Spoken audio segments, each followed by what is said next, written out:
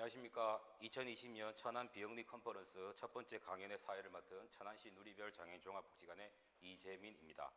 이번 컨퍼런스는 7월부터 기획위원단이 구성되어 컨퍼런스 전체를 준비해 왔습니다. 이 자리를 빌어 함께해 주신 기획위원님들께 재단을 대표하여 감사 인사를 드립니다. 그동안 컨퍼런스는 한자리에 모여 인사도 나누고 강연을 듣는 시간이었지만 원래는 코로나19로 인하여 비대면 온라인 강연으로 진행됩니다. 이번에는 일주일에 2번씩 총 3주 동안 6회기의 강연으로 구성되어져 있고요. 훌륭하신 강연자분들이 함께해 주실 터이니 많은 관심과 참여 부탁드립니다. 더불어 현장에서 함께해 주시지는 못하지만 시청하시는 활동가분들의 적극적인 피드백과 참여를 부탁드리는데요. 실시간 채팅을 통해 강연 중에 질문사항을 작성해 주시고 혹여 영상 송출에 대한 의견을 주시면 현장에서 바로 조치를 취하도록 하겠습니다. 그럼 이제 2020년 천안 비영리 컨퍼런스의 문을 열도록 하겠습니다. 이번 시간에는 코로나19 이후 사회 안정망과 사회복지 서비스의 변화를 주제로 인천 세화종합사회복지관의 김용길 관장님을 모시고 이야기를 나누도록 하겠습니다. 마이크를 넘기도록 하겠습니다. 반갑습니다. 저는 지금 소개받은 인천 세화복지관의 김용길 관장이라고 하고요. 마스크를 썼다가 벗은 이유는 철저하게 방역 조치를 완료한 상태에서 하는 것임을 다시 한번 말씀드리고, 아쉬운 거는 이 코로나가 우리가 대면 접촉을 좀 어렵게 하는 아쉬움이 있지만, 또 하나 긍정적으로 바라볼 거는 이런 온라인 소통을 통해서 또 폭넓은 또 소통이 가능해졌다라는 부분이 또 긍정적으로 생각하면 좋은 점이 아닌가, 이런 생각을 합니다. 사실 이 2시간이라는 시간 동안에 온라인상으로 소통을 한다는 게 쉽지 않고 또 집중하는 게 쉽지 않지만, 현장의 이야기를 중심으로 해서 여러분과 제 경험들을 좀 나누고자 합니다. 사실은 이 안전망, 사회적 안전망이라는 타이틀 자체가 되게 저한테 심적인 부담을 주는 단어이긴 한데요. 저는 이런 포괄적인 안전망, 제가 정책을 논하기에는 저도 부족한 사람이라 사회복지 현장 시설들이 그간 7, 8개월 동안에 어떻게 현장에서 코로나를 대응했으며 또 그것들을 어떻게 능동적이고 유연하게 대처했는지에 대한 사례를 좀 말씀드릴 거고요. 그리고 두 번째 부분은 실제 향후에 우리가 포스트 코로나라고 하는데, 사실은 지금은 이제 포스터라는 개념보다는 사실 위드라는 개념을 갖고 우리가 그 어떤 질병을 바라볼 필요는 있을 것 같아요. 그래서 위드 코비드라는 관점으로 어떻게 사회복지 시설들이 대응했으면 좋겠는가라는 부분에 대해서 말씀을 드리겠습니다. 그래서 타이틀은 제가 홍보 나아간 것과 조금 다르게 코로나19와 사회복지시설의 대응과 과제라는 주제를 가지고 좀 제 경험을 좀 말씀드리도록 하겠습니다. 화면에 보시면 사실 이 코로나 바이러스에 대한 것들을 아마 수도 없이 보셨을 테고 수도 없이 들으셨죠. 저도 아주 뭐 맨날 카톡으로 또는 문자로 여러 문자들이 막 날라오는 걸 보면서 어떨 때는 불안하기도 하고 어떨 때는 또 무감각해지기도 하는데요. 코로나가 사실 일상이 돼버렸던 것 같아요. 그리고 지금 화면에 보시면 그 많이 보셨던 우리 유명한 그죠? 사람들이죠. 매일매일 우리 나라의 코로나 상황들을 이렇게 국가적인 차원에서 이야기를 해주고 있는 그런 사진입니다. 그리고 이러한 대응들이 사실 초기에 약간의 혼란이 있었지만 어느 정도 안정을 찾고 있다가 또다시 우리가 통제하지 못하는 변수들로 인해서 부득이하게 지금 또 2.5단계의 강력한 조치를 취하면서 우리가 또 많이 위축됐던 것도 사실입니다. 사실 초기에는 코로나가 뭐지? 감기인가? 독감인가? 이게 되게 많이 혼란이 됐던 것도 사실입니다.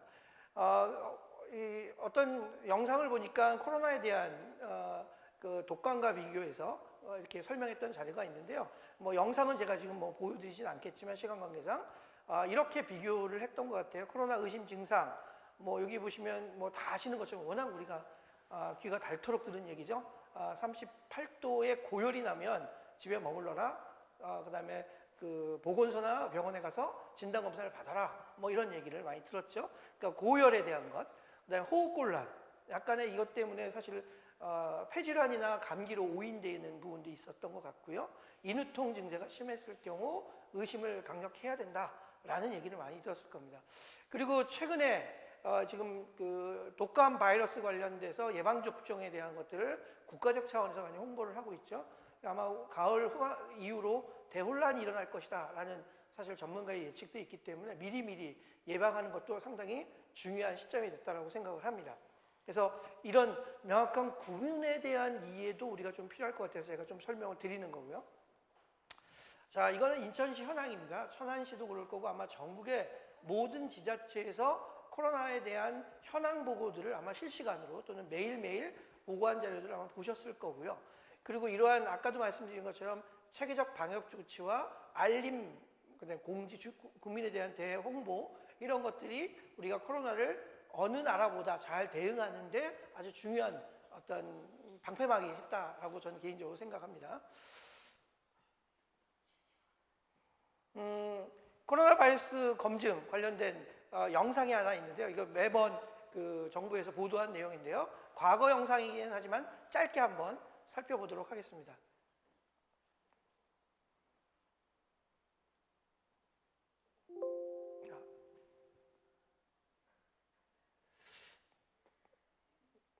화면을 다시 한번 제가 설치하도록 하겠습니다.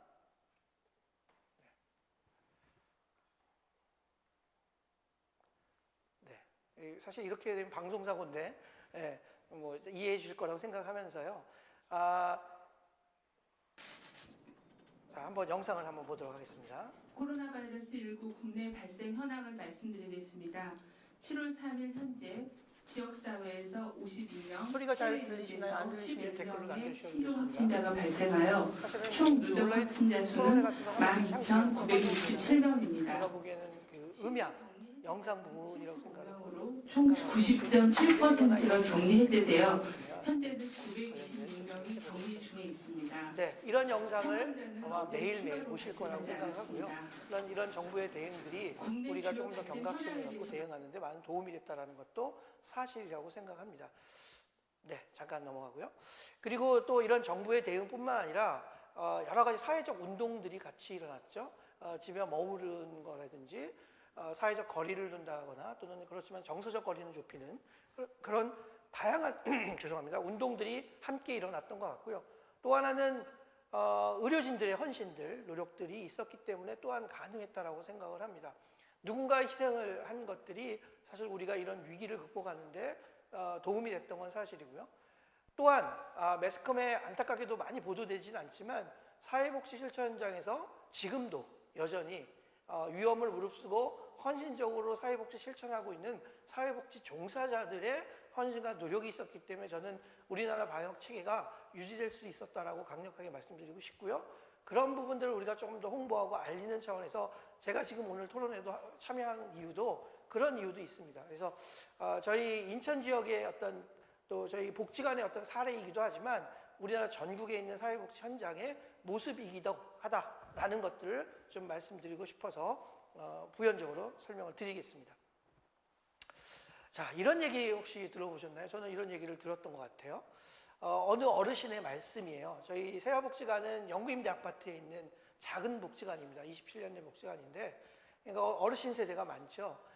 코로나 때문에 방문도 가고 매일매일 어쨌든 대체식도 지급하고 이런 과정 속에서 어떤 어르신이 이런 말씀을 하시더라고요. 내가 70평생 살면서 이런 경우는 처음 봐.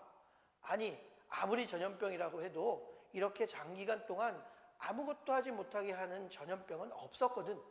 그러면서 속상해하셨던 그런 이야기를 들은 적이 있었습니다. 아마 지금 사회복지 현장에 계신 선생님 이런 비슷한 얘기를 많이 들으셨을 거라고 생각해요. 저도 지금 사회복지 현장에서 24년째 사회복지사로 근무를 하고 있지만 저도 24년간 되돌아봤을 때 이런 질병을 또 이런 질병 속의 사회복지 실천을 해본 경험이 없습니다. 결국 그런 무경험들이 사실 우리를 더 혼란스럽게 했고 더 당황스럽게 했던 것도 사실이었던 것 같고요. 그러나 저희가 그런 혼란 속에서 그냥 빠져 있었던 건 아니고요. 사회복지사들 또는 사회복지 종사자들이 그 시설과 또 현장에 맞게 유연하게 사업들을 만들어내고 또 여러 다양한 시도를 했었기 때문에 지금의 이런 지역의 감염이라든지 또 지역의 취약계층을 돌보는데 좀 더 발전된 모습으로 나갈 수 있었던 건 아닌가 이런 생각을 했습니다. 그래서 아까도 말씀드렸지만 우리가 포스트 코로나 이런 얘기를 많이 하고 있는데 지금 포스트 코로나 시대가 아니라 우리는 위드 코로나의 관점으로 질병을 바라봐야 되고 그런 대응 체계를 지금부터 차근차근 만들어가는 게 무조건 중요하다라는 것들을 먼저 말씀드리도록 하겠습니다. 초기에 이런 공문이 왔어요. 많은 시설들이 아마 지자체로부터 받았겠죠. 임시휴가 내라, 한시적 휴가 내라. 휴관이라는 얘기를 우리는 처음에 통보를 받았습니다. 그래서 이게 왜 그러지? 그게 그렇게 큰 질병인가? 왜냐하면 그 당시 1월 말, 2월 초에는요 코로나에 대한 이해가 많이 떨어져 있었습니다. 아까 말씀드린 것처럼 코로나 독감인가? 좀 독감보다 좀 심한 질병인가? 감염병인가? 이 정도만 생각했던 거죠. 그래서 그 당시에 이런 공문을 받고 저희가 어떻게 지역 주민들 홍보를 했냐면 곧 사라질 겁니다. 조금 불편하시더라도 한 일주일만 기다려주세요. 그러면 다시 복지관이 정상 운영될 것입니다. 라는 말씀을 드렸어요. 코로나 독감 막연한 운영 재개에 대한 기대감이 있었다는 거죠.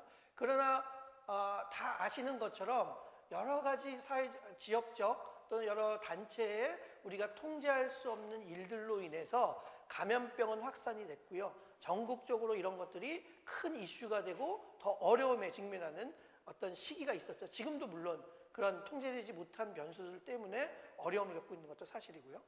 그래서 코로나가 확산됐다가 잠 주춤했다가 다시 확산됐다가 주춤하고 지금 오늘 제가 이 강연회를 오면서 라디오를 들었는데 뭐 수도권 서울 지역에 한 100명 초반에 감염자가 주말에 발생했다라고 해서 되게 고무적이고 다행이라고 생각하지만 우리가 방심을 놓치면 또 이건 어떻게 될지 모르는 그런 또 어려움인 거죠. 그래서 누구도 모른다는 거예요. 국가도 모르는 거고. 그렇지만 이것들을 위해서 우리가 함께 노력하는 거죠. 그래서 심각성을 2월 초 중순부터 우리가 점점 인식하게 됐고요. 지자체뿐만 아니라 모든 사회복지시설이 그런 확산되는 시점부터 이걸 능동적으로 우리가 적극적으로 대응하지 않으면 안 되겠다. 막연한 운영 재개만 기대했다가는 이거는 지역 안에서 사회복지관들이 시설들이 기능을 제대로 못하겠다라는 판단이 돼서 관협회, 사협회, 지자체 등등 여러 기관들이 함께 고민하면서 대응 체계를 마련하기 시작했던 것 같습니다. 혹시 화면에 잘 보이시는지 모르겠지만 철문이 내려진 모습이에요. 이 철문이 내려진 모습을 보면 어떤 생각이 들으세요? 아, 휴관하고 있구나, 문제가 있으니까 쉬는구나 이렇게만 들으세요? 아니면 일 안 하는 거 아니야? 왜 문 닫고 쟤네들 아무것도 안 해? 심지어 출근하는 것 같은데 도대체 일을 하는 거야, 마는 거야? 그죠? 그런 생각이 들었어요. 그렇지만 정부의 공식 지침, 공문상의 명칭은 임시 휴관이었습니다. 휴관이라는 것들을 사전적으로 찾아보니까 이렇게 표현되어 있어요. 도서관이나 미술관, 박물관 따위가 일반에 대한 공개 업무를 하루 동안 또는 한동안 쉬는 것을 휴관이라고 표현해요. 쉰다라는 표현이 좋은 의미도 있지만 사실은 이런 위기 상황 속에서 복지관이 쉰다? 논다? 라는 표현으로 들린다는 거죠. 그래서 그 당시 초기에는 많은 시설들이 이렇게 표현했죠. 코로나19로 인해 복지관이 휴관을 합니다. 임시 휴관합니다. 이런 표현을 썼어요. 그죠? 그리고 모 시설에서는 확진자가 다녀가는 것 때문에 휴관이 아니라 이거는 지금 뭐 화면상에 보면 휴관, 임시 휴관이라고 표현되어 있지만 이런 경우는 임시 휴관이 아니라 폐쇄가 되는 거죠. 이거는 시설 폐쇄가 되는 거죠. 지금도 아마 많은 기관에 코로나 발생 확진자가 지나갔다면 아마 시설 폐쇄가 될 겁니다. 그건 극단적인 조치를 취하는 거죠. 그렇지만 지금 저희 기관들이, 시설들이 운영하는 건 임시 휴관도 아니고 폐쇄도 아니고 뭐죠? 위기 대응 운영이라는 거죠. 이게 되게 중요한, 뭐 이건 공식 명칭은 아니지만 이런 형태의 공식적 명칭들에 대한 고민도 함께 할 필요가 있겠다. 뒤에 다시 한번 설명을 드리겠습니다. 그래서 저희는 코로나19 관련된 위기 대응 운영을 하고 있습니다. 물론 지역 주민들은 혼란이기 때문에 휴관이라는 걸 공용해서 함께 쓰기도 했습니다. 그래서 이런 형태로 했죠. 임시 위기 대응 운영을 하고 있습니다. 그래서 그리고 저희 기관이 이런 대응을 위한 여러 사업들을 다양하게 이렇게 유연하게 하고 있습니다라는 것들을 홍보했고요. 그리고 한동안 또 좋아지는 것 때문에 2차 단계로 해서 운영을 확산하겠습니다라고 했지만 지금은 다시 위축이 됐죠. 위기 상황들이 더 발생을 해서 2.5 단계로 격상되면서 복지관이 사실 프로그램들을 거의 지금 운영하지 못하고 있는 대면 서비스는 그렇게 보시면 좋을 것 같습니다. 제가 오늘 말씀드릴 얘기는 사실은 이제 실천에 대한 내용들은 이 부분이에요. 전국의 상황들은 아니고 모든 시설의 상황들은 아니지만 인천에 있는 20개 복지관들이 이런 코로나 상황 속에서 어떻게 능동적으로 대응했고 어떤 사업들을 효과적으로 운영했는지에 대한 사례를 먼저 말씀드릴 겁니다. 그래서 사실은 지금 이것도 지금 지난주까지 해서 이 편집 사례집을 연구 사례집을 지금 만들고 있어요. 인천에서는. 그래서 이게 이제 조만간 나올 텐데 그 나중에 이게 나오면 인천복지재단 사이트에 가시면 PDF 파일로 무료로 다 배포가 될 겁니다. 그래서 추후 필요하신 분들은 한번 꼭 들어가셔서 아마 다음 주면은 PDF 파일은 공유가 될 예정인데요. 그래서 이 내용을 제가 분석을 했고요. 그리고 이렇게 책자를 만들어낼 걸 준비하고 있습니다. 그래서 실제 대응했던 사례들이 한 22가지의 사업으로 유형화되어 있고요. 그 내용의 일부 내용들을 제가 설명을 좀 드리도록 하겠습니다. 제가 실제 조사를 해보니까 기관별로 해서 진행했던 사업들을 지금 화면에 보이시는 것처럼 22개의 사업 형태로 유형화됐고요.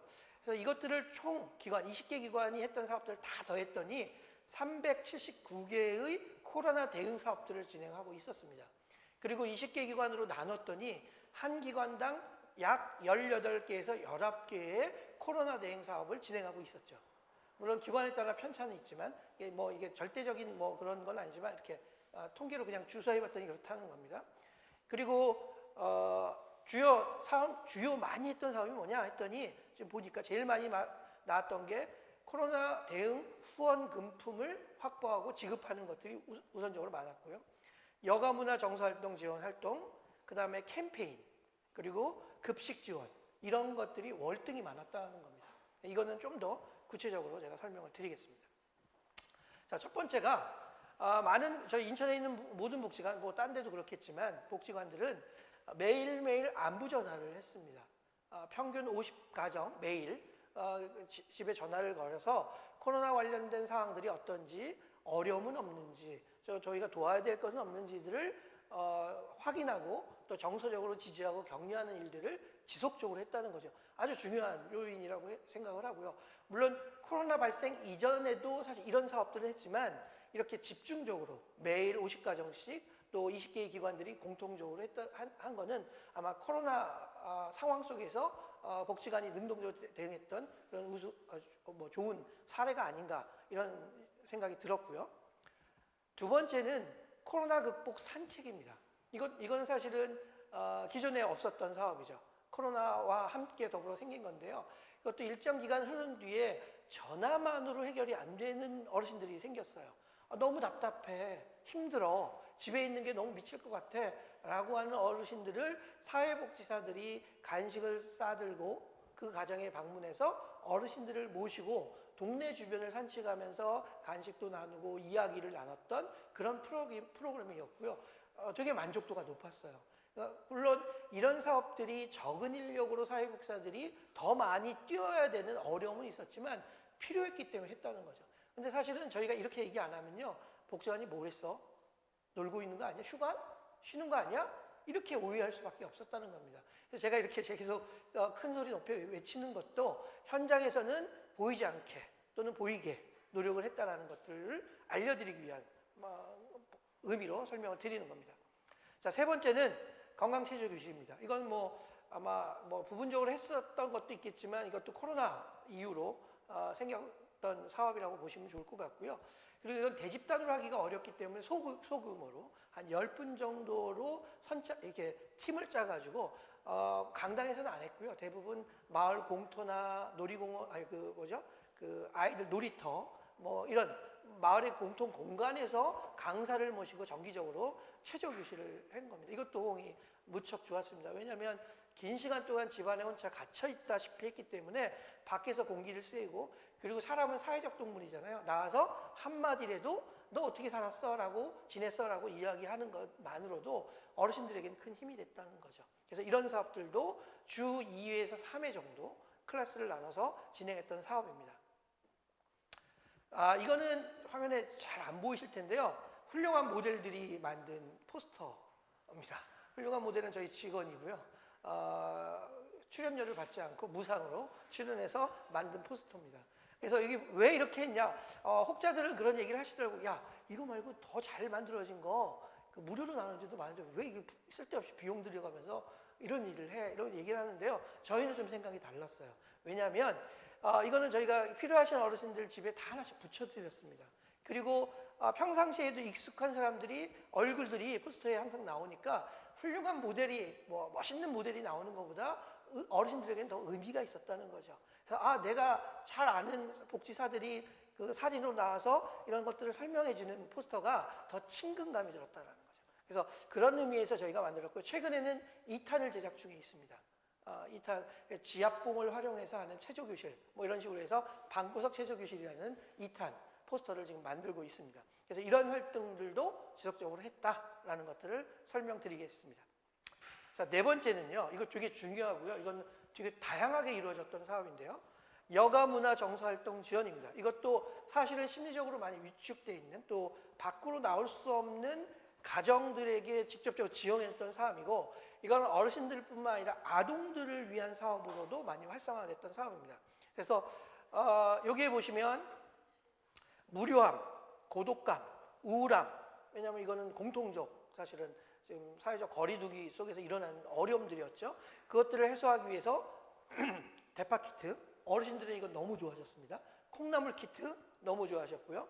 그 다음에 보드게임 키트, 건강체조 키트, 버섯 키트, 컬러링북 키트, 역사 탐험 키트 등등등 제가 담지는 못했지만 다양한 키트를 우리가 구상을 했고 물론 기존에 뭐 상품으로 나왔던 것도 있었지만 그런 것들을 활용해서 적극적으로 배포를 했고 그것들에 대한 소감을 받기도 했어요. 그래서 어떤 기관은 그 소감문을 갖다가 선별해서 시상을 하기도 하고 그런 이벤트를 통해서 뭔가 재미있음을 느끼게 하는 거죠. 즐거움을 느끼게 하는 겁니다. 그러니까 코로나라는 상황이 너무나 우리를 위축하고 심적으로 어렵게 만들지만 이런 소소한 즐거움을 통해서 자극을 받고 힘을 내게 만드는 그런 프로그램으로 활용됐던 거죠. 자, 이것도 좀 작게 보이지만 아마 인천에 있는 복지관들 가시면 특히 세화복지관 가시면 이런 지역 주민들이 올리신 글이에요. 콩나물 일지 1일차, 2일차, 3일차 결국 마지막에는 콩나물을 뜯어가지고 잘 해먹었다 이런 걸로 결론은 나지만 그 과정 속에서의 어떤 의미를 부여하시고 그리고 그 어려움을 콩나물 통해서 극복하는 콩나물 통해서 극복한다는 게 좀 말은 좀 이상하지만 어떤 그런 매개체가 됐다라는 거죠. 과거에 이런 것들은 없었습니다. 그죠? 근데 콩나물을 선택하고 대파를 선택한 이유는 사실은 토마토를 선택해도 되고 하는데 성과물이 단계 나올 수 있다는 거예요. 콩나물 같은 경우는 뭐 1, 2주만 해도 확 자라니까요. 근데 아마 이게 과일을 키우거나 이런 거는 1, 2주 만에 성과가 나오긴 좀 어렵습니다. 그래서 단계의 뭔가를 확보하기 위해서 좀 성과를 나타내기 위해서 이런 것들을 선택했다라는 것들도 좀 참고로 알고 계시면 좋을 것 같습니다. 자, 5번째입니다. 생일, 어버이날 등 행사를 했습니다. 많은 기관에서 하는 거죠. 특히 5월달이 있었기 때문에 5월달은 아마 가족의 달이라고 해서요. 복지관 시설들이 가장 많은 행사가 있는 날입니다. 근데 사실 저희 기관도 5월달에 잡혔던 기존 행사 프로그램들을 거의 못했습니다. 근데 우리가 어버이날은 이건 안 할 수는 없다. 근데 과거에는 어떻게 했냐면 강당에다 어르신들 모셔놓고 65세 그리고 노래도 하고 잔치도 하고 선물로 나눠드리고 레크레이션도 하고 막 이랬어요. 근데 지금 코로나 때문에 그걸 못 하잖아요. 그렇다고 포기할 수는 없었죠. 그래서 저희는 직원들이 조를 짜가지고요. 제가 지금 생각한 한 800세대를 일일이 방문해서 여기 지금 화면에 보시면 화분과 전병, 과자 세트를 나눠드리는 일들을 했습니다. 화분과 전병은 사실은 저는 이 화분을 좋아하실까? 저 쬐끄만 거 어르신들 뭐 먹는 거나 또 다른 걸 드리는 게 더 좋아하지 않을까 했는데요. 너무나 좋아하셨어요. 안 그래도 우중충하고 또 심리적으로도 축축했고 우울했는데 꽃을 예쁘게 핀 꽃을 보니까 너무나 기분이 좋더라고요. 그래서 이렇게 하얀 꽃보다는요 좀 컬러풀한 꽃들을 많이 원하셨어요. 선택을 가지고 가시고 막 이러셨는데 의미가 있었다는 겁니다. 그러시면서 하셨던 말이 지금도 저는 제 가슴속에 남아 있는데요. 어떤 얘기를 하셨냐면 이런 얘기를 하셨어요. 코로나로 인해 너무 힘든 상황 속에서 심지어 자식들도 찾아오지 않는데 복지관 직원들이 예쁜 꽃과 과자를 가져다 주니까 너무나 행복해, 고마워 라고 저한테 얘기해 주시는 어르신을 보면서 너무나 제가 도리어 감동을 받았던 적이 있습니다. 이래서 사회복지를 하는구나 라는 느낌을 들었고요. 또 한편으로는 우리가 효율성만 따져서 우리가 과거에 제가 96년, 7년 이렇게 재가복지를 할 때는요, 사회복지사들이 다 쫓아다니면서 일을 했거든요. 근데 지금은 봉사자 활용하고 또 뭐 단체를 활용하고 하면서 물론 사회복지사들이 여전히 그래도 대면 서비스를 많이 하지만 우리가 한 분 한 분의 접촉을 좀 소홀히 했던 것은 아닌가, 이런 반성도 사실 들었던 그런 과정들도 있었습니다. 그래서 어려운 시기에 우리가 이런 작은 관심들이 그 어르신들에게는 또는 장애인들에게는 큰 힘이 되고 있었구나라는 것들을 직접 느낄 수 있는 그런 기회가 되었습니다. 6번째입니다. 무엇보다도 먹는 건요, 포기할 수 없었습니다. 아무리 코로나가 2.5단계가 아니라 4단계, 5단계가 돼도 이 급식에 대한 것들은 우리가 목숨을 걸고 해야 되는 거라고 생각하고요. 사실은 지금은 2.5단계로 격상되면서 대면으로 직접 주는 것도, 조리하는 것도 가급적 하지 마라, 대체식으로 해라 라고 해서 제가 이번 주부터는 대체식으로 지금 하고 있는데요, 저는 그게 사실은 편치 않아요. 그러니까 하나라도 따뜻하게 조리된 것들을, 반찬이나 이런 것들을 갖다 드리고 싶지만 지금 워낙 조치들이 강력하게 되면서 그것들을 못하게 하기 때문에 저희 같은 경우는 하루에 130가정을 도시락 배달을 하고 있습니다. 물론 저희보다 많이 하는 기관도 있고 적게 하는 기관도 있지만 작든 크든 한 가정이라도 저희가 정성스럽게 준비한 도시락을 제공해 드리는 게 그분들에게는 한 끼가 아니라는 거예요. 하루에 3끼가 한 끼로 대체되는 경우도 있기 때문에 정말 포기할 수 없는 일들이었다는 생각을 하고요. 지금 화면에는 제가 사진으로 담지 못했지만 20개 기관들이 정말 이 부분에 대해서 정성을 들여서 최선을 다했다는 것들, 그리고 이런 급식적 지원들이 있었기 때문에 심리적 지원만 받아서 해결되는 건 아니잖아요. 장기간도, 왜냐면 지금 뭐 경로식당 와서 식사를 할 수 있는 상황들이 아니었기 때문에요. 그래서 이런 활동들도 우리 복지관들이 지속적으로 했다. 아마 전국적으로 따지면 아마 이런 도시락 지급하고 있는 일들이요, 엄청난 숫자가 될 거라는 것들도 알고 계시면 좋겠다는 말씀 드리고 싶습니다. 자, 7번째는요, 예방 물품 제작 나누기입니다. 이건 무슨 얘기냐면 코로나와 관련된 예를 들면 키트 또는 뭐 마스크 또는 소독제 등등을 제작을 하거나 또 후원을 받아서, 근데 대부분 지역, 참 감사한 건요, 지역 주민들 중에는 우리가 이런 것 좀 만들어서 나눠주고 싶다라고 하시는 분들이 계셨어요. 그런 분들의 단체나 후원을 받고 또는 같이 만들어서 배분하는 일들을 했었고요. 그래서 몸은 힘들지만 직원들이, 왜냐하면 또 배분하는 것은 또 직원의 몫이었기 때문에, 그렇지만 의미 있는 일들을 지역과 지속적으로 했다라는 것들을 또 설명드립니다. 빠샤 세트라고 저희가 최근에 나눠드렸던 건데요. 여름철을 맞이해서 그 모기 향이라든지 이게 모기 퇴치제 뭐 이런 것들을 같이 만들었고, 이것들 포장과 편지를 써서 어르신들 집에 나눠드렸던 사례를 사진으로 담아왔습니다. 8번째 후원금품 지원입니다. 이건 2가지 측면이 있어요. 기존의 후원자는 사실 줄었어요. 기존의 후원 기업들은 다 사실은 따로 후원을 못하게 됐습니다. 왜냐하면 대부분 기업들이 후원을 하면서 같이 뭘 했냐면 봉사활동을 했는데, 봉사활동을 안 하니까요, 기업 후원은 줄 수밖에 없어요. 근데 다행인 건 인천시나 예를 들면 광역시 또는 지자체 또는 사회복지단체나 또는 공동모금회, 이런 종교단체들이 코로나 상황 속에서 이런 후원들을 하고 싶은 것들을 통해 후원 물품들을 좀 많이 보내주셨습니다. 그래서 그것들을 나누는, 화면에도 있지만 사진으로 이런 나누는 작업들을 많이 했었고요. 이것도 마찬가지로 적은 인력, 복지관에 저희가 복지관 정원이 14명인데요.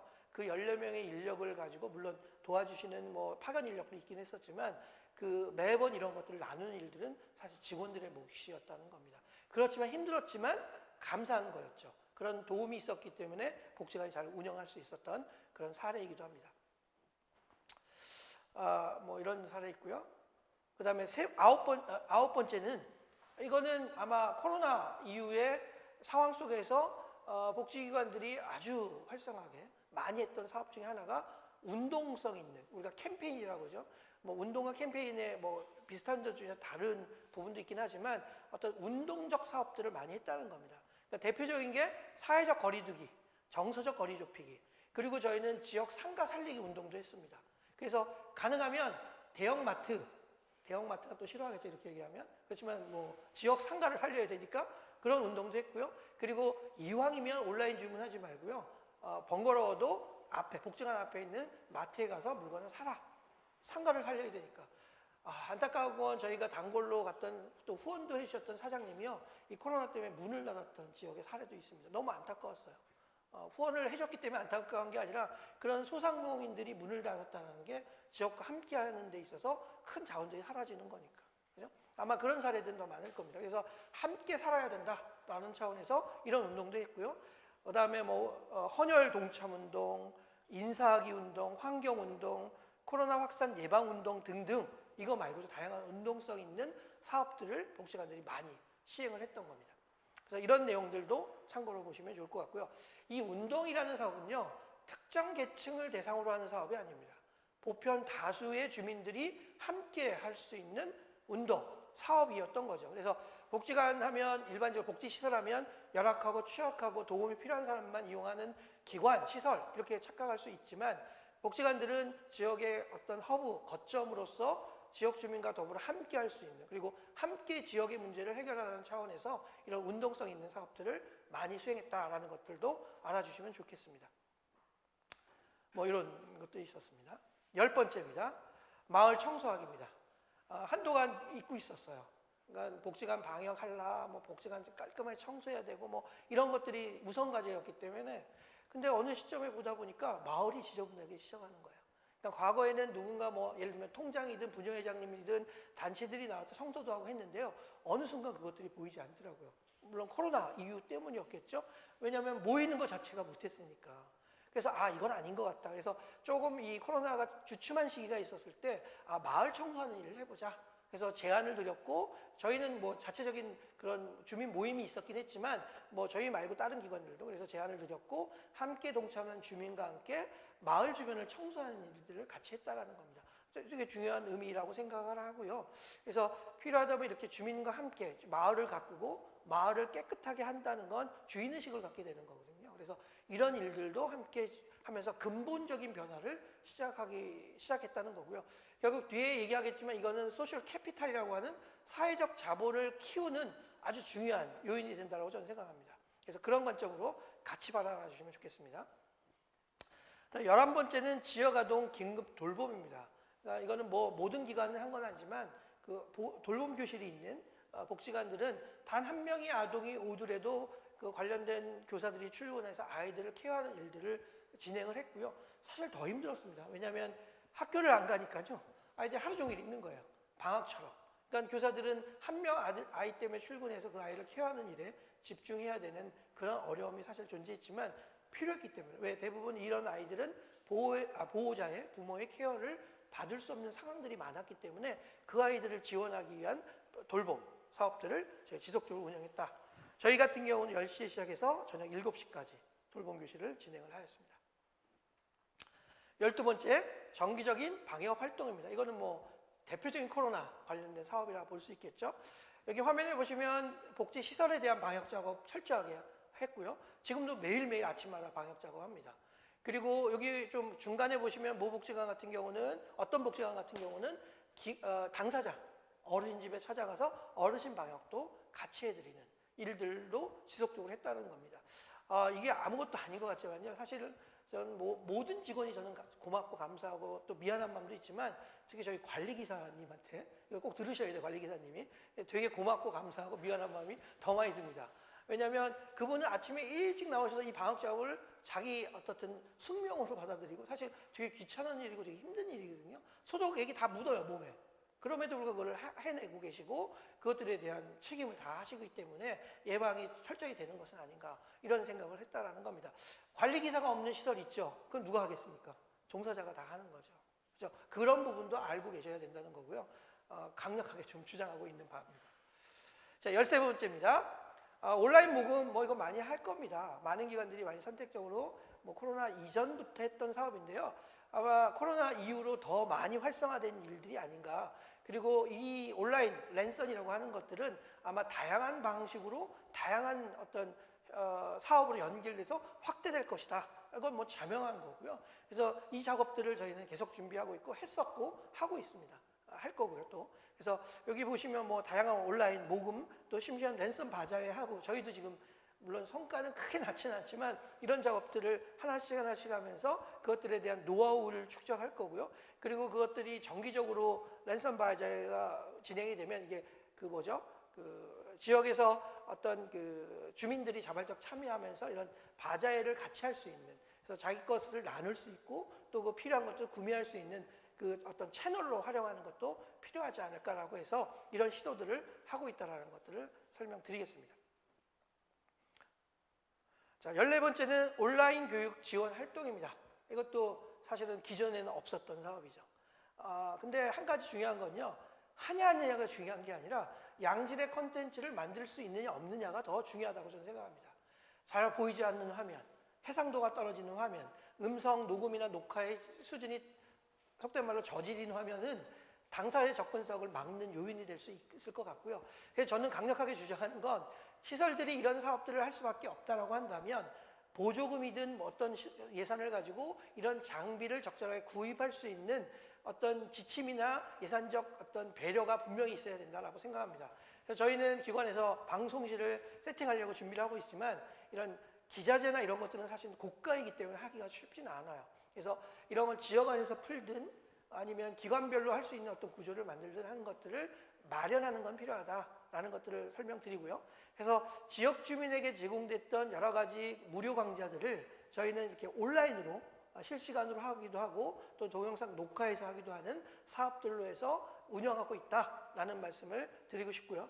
그거 말고 또 좋은 거는 코로나가, 제가 항상 어디 가서 또 얘기하는 것 중에 하나가 코로나가 안 좋은 것도 뭐 수십 가지지만 좋은 건 분명히 하나 있다. 뭐냐면 온라인으로 소통할 수 있는 기회를 더 폭넓게 제공하는 것도 사실이다.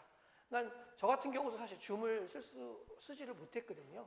근데 줌뿐만 아니라 여러 가지 팀즈라든지 또는 그 구글에서 이용하는 여러 가지 이런 소통할 수 있는 그 패키지들을 활용할 수 있는 기술들을, 기능들을 익히게 되잖아요. 그런 것들을 학습하게 된다는 거죠. 그리고 그것들을 실제 활용하기도 하고요. 오늘도 직접 뵈지 못해서 아쉽기도 하지만 또 현장의 다양한 곳에 있는 그 실무자들과 이렇게 소통할 수 있는 기회가 어떤 이 온라인 채널이 아닌가라는 생각을 해서 긍정적인 요소도 있다. 그리고 그것들도 우리도 준비해야 된다라는 말씀을 더불어 같이 드리겠습니다. 15번째, 자원봉사활동 지원을 또 했습니다. 아까도 잠깐 말씀드리긴 했지만요. 지역 주민들이 코로나니까 안 해, 우리 못 해, 이럴 거라고만 생각을 했어요. 왜냐하면 내가 감염 걸리면 안 되니까. 근데 어느 일정 시기가 지나니까요, 야, 우리도 뭔가를 해야 될 것 같은데 우리가 도울 일 없어? 라고 하시는 주민들이 계셨어요.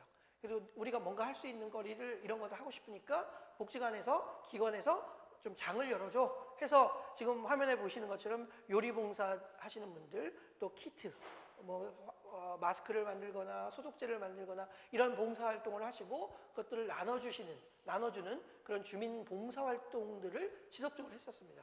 그래서 자원봉사 활동을 지원하는 일도 여전히 복지관들이 했었다라는 말씀을 드리고 싶습니다. 그 다음에 16번째는요. 주민만남 자조모임 지원이라고 했는데 이거는 당사자, 우리가 속된 말로 도움을 받아야 되는 사람이라고 한다면 과거에는 수동적 관계였다면 지금은 능동적 참여를 요구하시는 분도 계세요.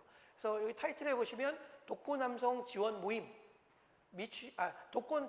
독고남 정서 지원 모임, 미취학 자녀 모임, 아동 청소년 놀이 활동 모임, 이거는 각각의 그 당사자들의 모임입니다.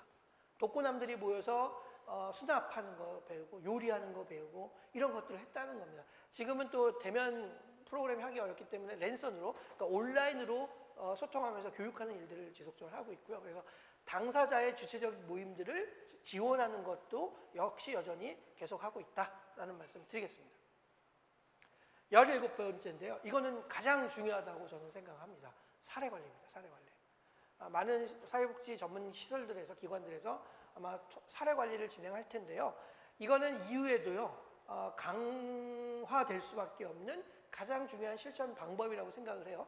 그래서 저는 사례관리를 좀 풀어서 개별화된 맞춤형 서비스다 이렇게 표현하고 싶고요. 결국 개별화된 맞춤형 서비스는 코로나가 지금보다 더 확산되더라도 포기할 수 없는 아주 중요한 실천 방법이 될 것이다.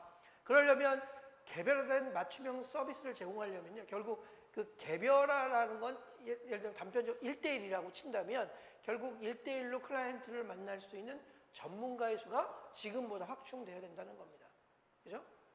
그래서 저희는 사실 연구임대 아파트 단지의 특성이 뭐냐면, 물론 다 연구임대는 아니지만 대표적인 예로 설명드리면, 저희 지역에 특히 과거에는 볼 수 없었던 정신질환 문제라든지 알코올 문제라든지 자살 문제가 사실 심각합니다. 이건 저희 지역만 문제가 아니라요, 연구임대 아파트에서 사회복지시설 운영을 하는 기관들은 공통적으로 다 공감하는 문제입니다. 그래서 저희는 항상 얘기했던 게 뭐냐면, 정신보건 사회복지 전문 인력을 한 명을 충원하거나 지원해달라는 얘기를 합니다. 왜냐하면 사회복지사가 통합적 실천을 할 수 있는 기본적 전문가이긴 하지만 정신질환 영역은 좀 더 특수한 스페셜한 영역이기 때문에 그 영역의 전문가들이 보강됐을 때 사회복지 서비스가 조금 더 한 단계 업그레이드 될 수 있다, 이런 측면에서 주장하는 거고요. 그러면 정신보건 복지 전문센터가 있지 않냐라고 하지만 거기도 턱없이 인력이 부족합니다. 그리고 구마다 하나씩 있다 치더라도 전 구에 있는 모든 동을 커버하는 것도 불가능한 일이기 때문에 사실 연구임대뿐만 아니라 이런 인구 통계학상 정신질환이나 서비스 대상자들이 많은 데에는 그런 추가적 지원들도 고려해 볼 필요가 있겠다라는 말씀을 제가 강력하게 주장합니다. 18번째입니다. 재난지원금 신청 접수 안내 지원이죠. 이거는 복지관 재난지원금 이게 아니라요, 정부가 했던 일들입니다. 그럼 왜 복지관이 왜 이걸 해? 거버넌스죠. 저는 협치라고 생각합니다. 정부가 하는 일들 중에 인력적 한계 때문에 SOS를 청했고요. 저희는 흔쾌히 그런 부분들에 대해서 인력 파견을 했습니다. 저희 직원들도 한 명이 일주일 동안 나가서 이 재난지원금을 안내하고 접수받고 설명드리고 하는 일들을 저희가 구청에 나가서 일들을 했어요.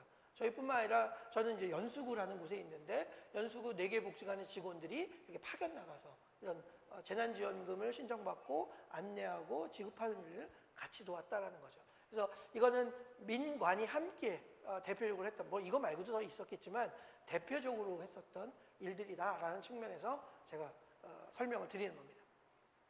자, 19번째, 자체적인 위기 대응 매뉴얼을 제작 공유했다.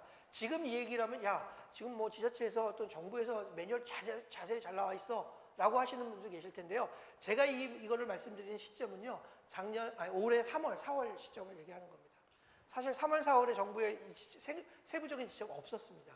그냥 일주일 단위로 이거 어떻게 강화해라, 휴가 내라, 좀 더 풀어줘라, 이런 것들을 기다렸을 뿐이지 구체적으로 오픈되면 운영이 재개되면 어떤 단계, 어떤 절차와 어떤 기준으로 해서 이용자를 받을 거고 어떻게 관리할 거고 이런 게 없었다는 거예요. 그래서 저희는 좀 선도적으로 저희 자체적인 방역 지침과 그다음에 운영 재개됐을 때 회원들을 어떻게 관리할 것인지에 대한 내부 매뉴얼을 따로 만들어서 그때 인천시에 있는 기관들과 함께 공유했던 사례가 있습니다.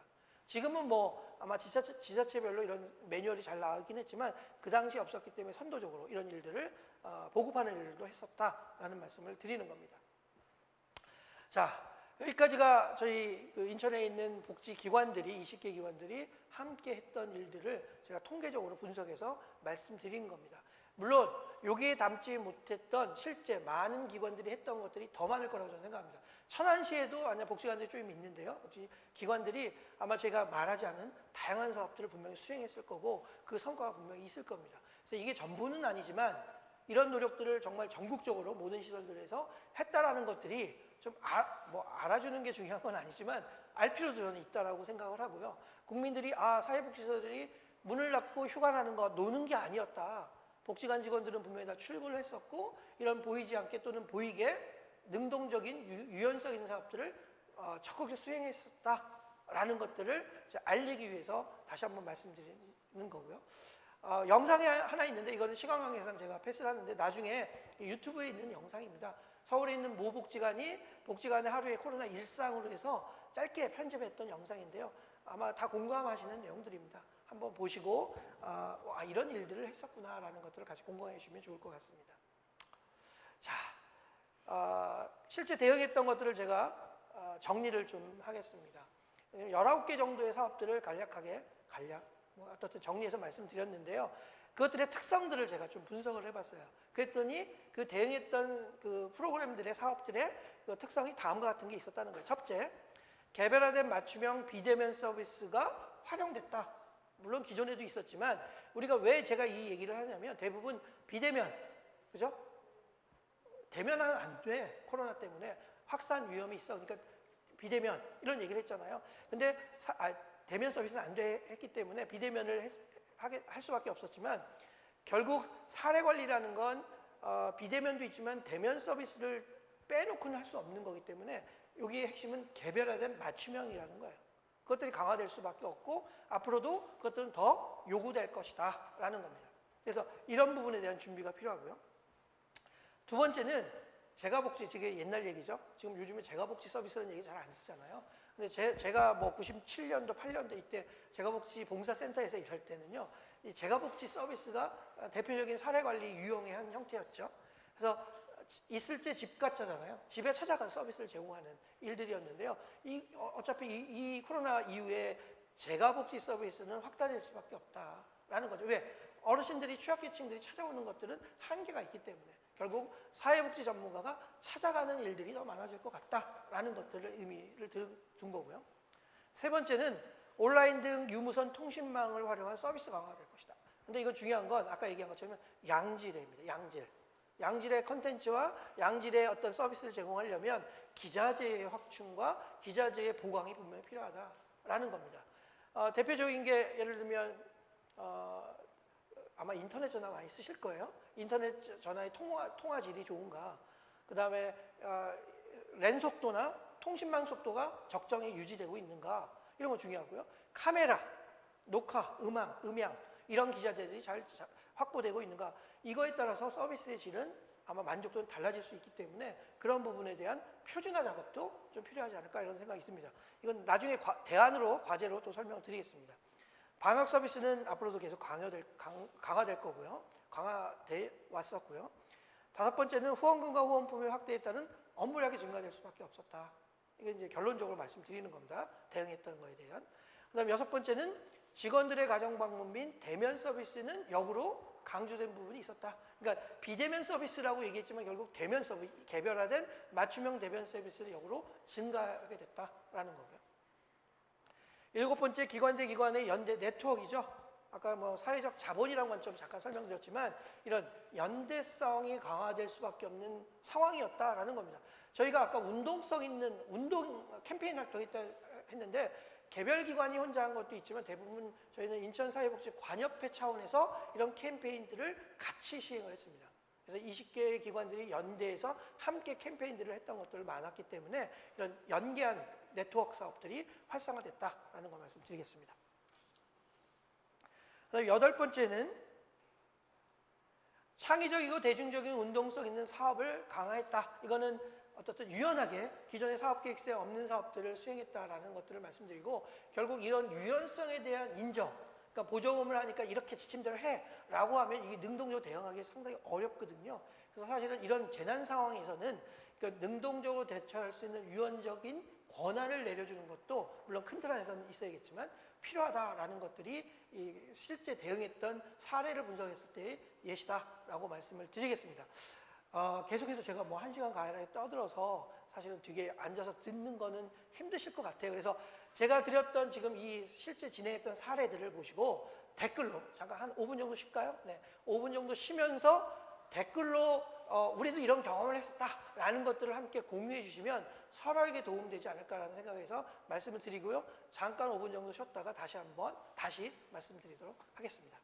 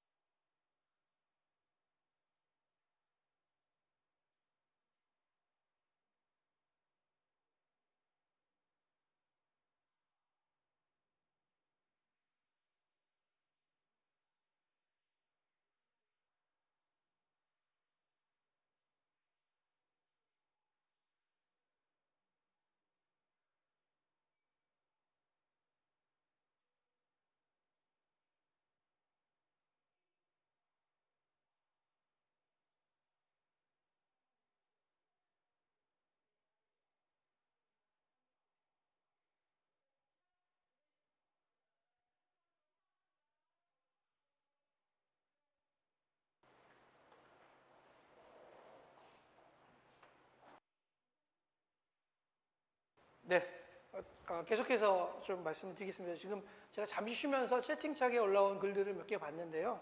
뭐 다양한 의견을 또 주시기도 했던 것 같아요. 나중에 답변 드릴 수 있는 것들은 제가 답변 드리고요. 제가 할 수 없는 것들은 아마 또 어떤 좋으신 분이 또 답변을 하실 거라고 생각을 합니다. 자, 지금까지는 실제 진행했던 사례들을 좀 설명을 드렸고, 그리고 사례의 특성들이 어떤 건지를 제가 한 지금 8가지로 그 특성을 분석해서 말씀드렸고요. 앞으로 약 한 40분 정도는 어떻게 우리가 했으면 좋을까, 어떤 과제, 방향성을 조금 다양한 측면에서 좀 설명을 드리도록 하겠습니다.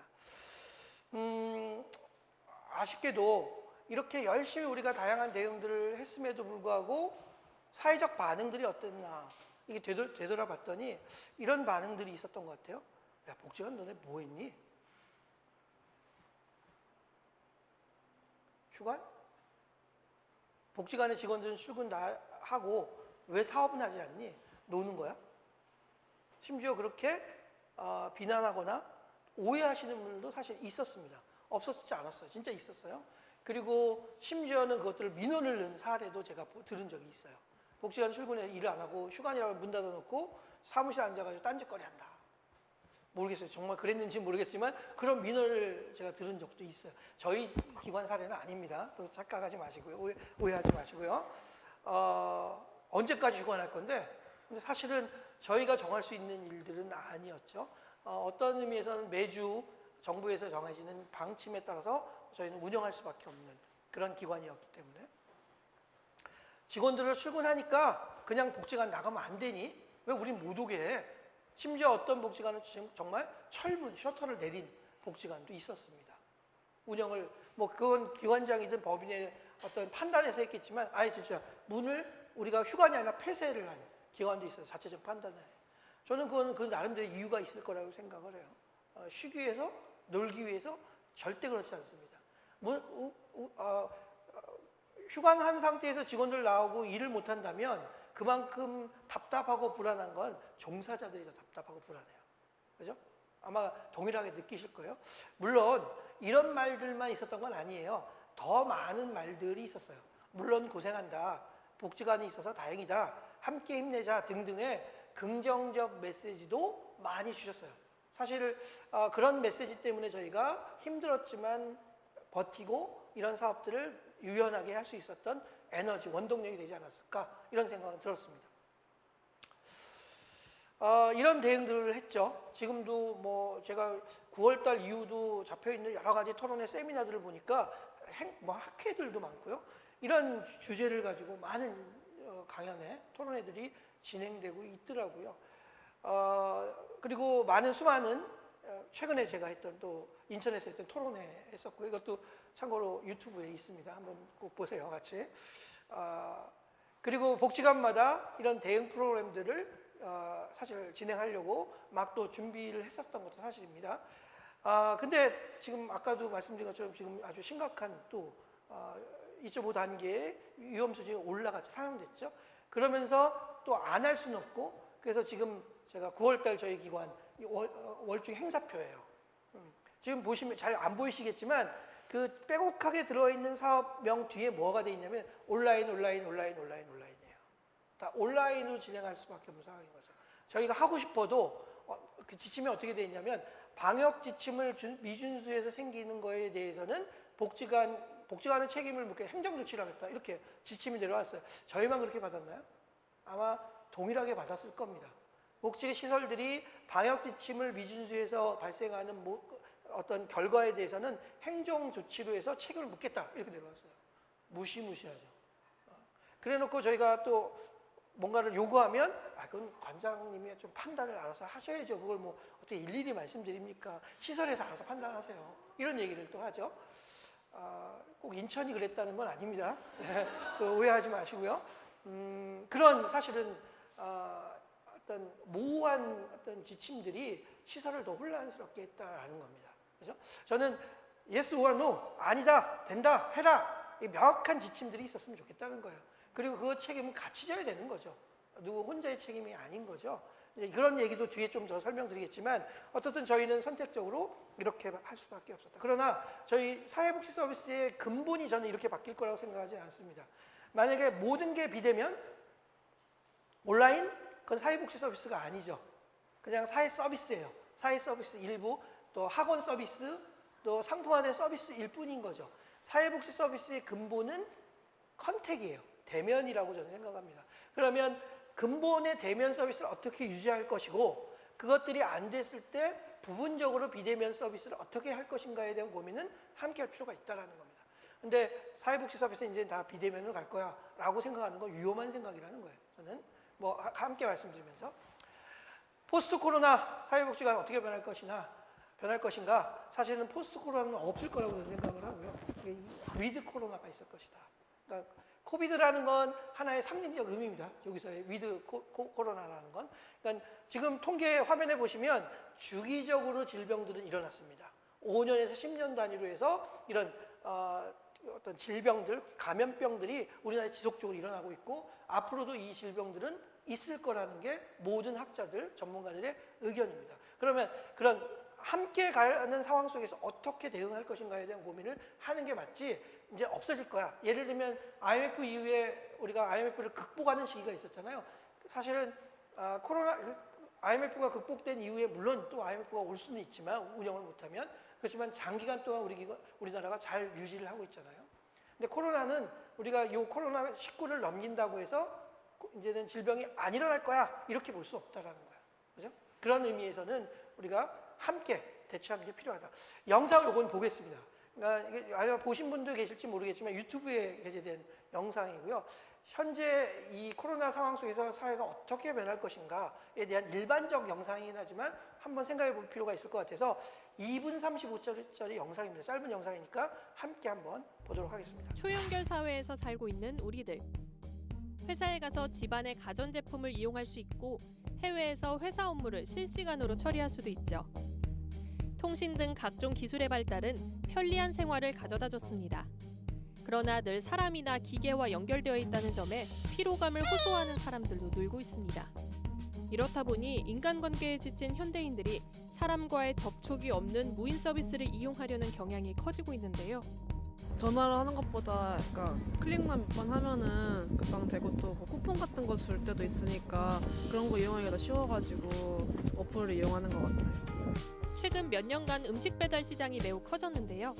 식당을 찾아가거나 주문 전화를 걸지 않고 앱을 통해 음식을 배달시키는 사람들이 그만큼 많아진 겁니다. 물건이나 서비스를 구매하면서 다른 사람과의 접촉을 최소화하는 요즘 사람들의 소비 패턴을 언택트라고 합니다. 언택트는 부정의 접두어 언과 접촉하다의 뜻을 가진 콘택트가 합쳐진 신조어인데요. 언택트라는 말이 생소하다고요? 언택트 마케팅은 이미 우리 생활 곳곳에 퍼져 있습니다. 요즘 패스트푸드점에 가면 입구에 주문용 키오스크를 쉽게 볼 수 있죠. 스타벅스 코리아는 일찍이 2014년에 비대면 주문 시스템인 사이렌 오더를 도입했습니다. 은행들도 창구 대신 앱이나 웹에서 사용자가 직접 가입할 수 있도록 다양한 비대면 가입 상품을 제공하고 있죠. 오프라인에서 언택트 마케팅을 하는 업체들도 생겨나고 있습니다. 손님이 먼저 도움을 요청하기 전엔 점원이 적극적인 판촉을 하지 않는 거죠. 언택트 소비는 20, 30대 젊은 층에서 시작됐지만 40대 중장년 사이에서도 빠르게 자리 잡고 있습니다. 부작용도 있습니다. 기계와 앱 등이 사람을 대신하면서 일자리가 사라진다는 불안감이 높아지고 있는데요. 무인 계산대나 키오스크 등 기계를 다루는 것에 익숙하지 않은 노년층과 장애인 등이 생활 곳곳에서 불편을 겪는다는 점도 문제로 지적되고 있습니다. 지금 이제 기계로만 하니까 우리 같은 나이 먹은 사람한테는 상당히 불편해요. 그래서 같이 병행을 해주시면 좋을 것 같아요. 같이. 몇 가지 문제점에도 불구하고 초연결 사회에 대한 피로감에 힘입어 언택트 소비는 우리 사회에 빠르게 퍼지고 있습니다.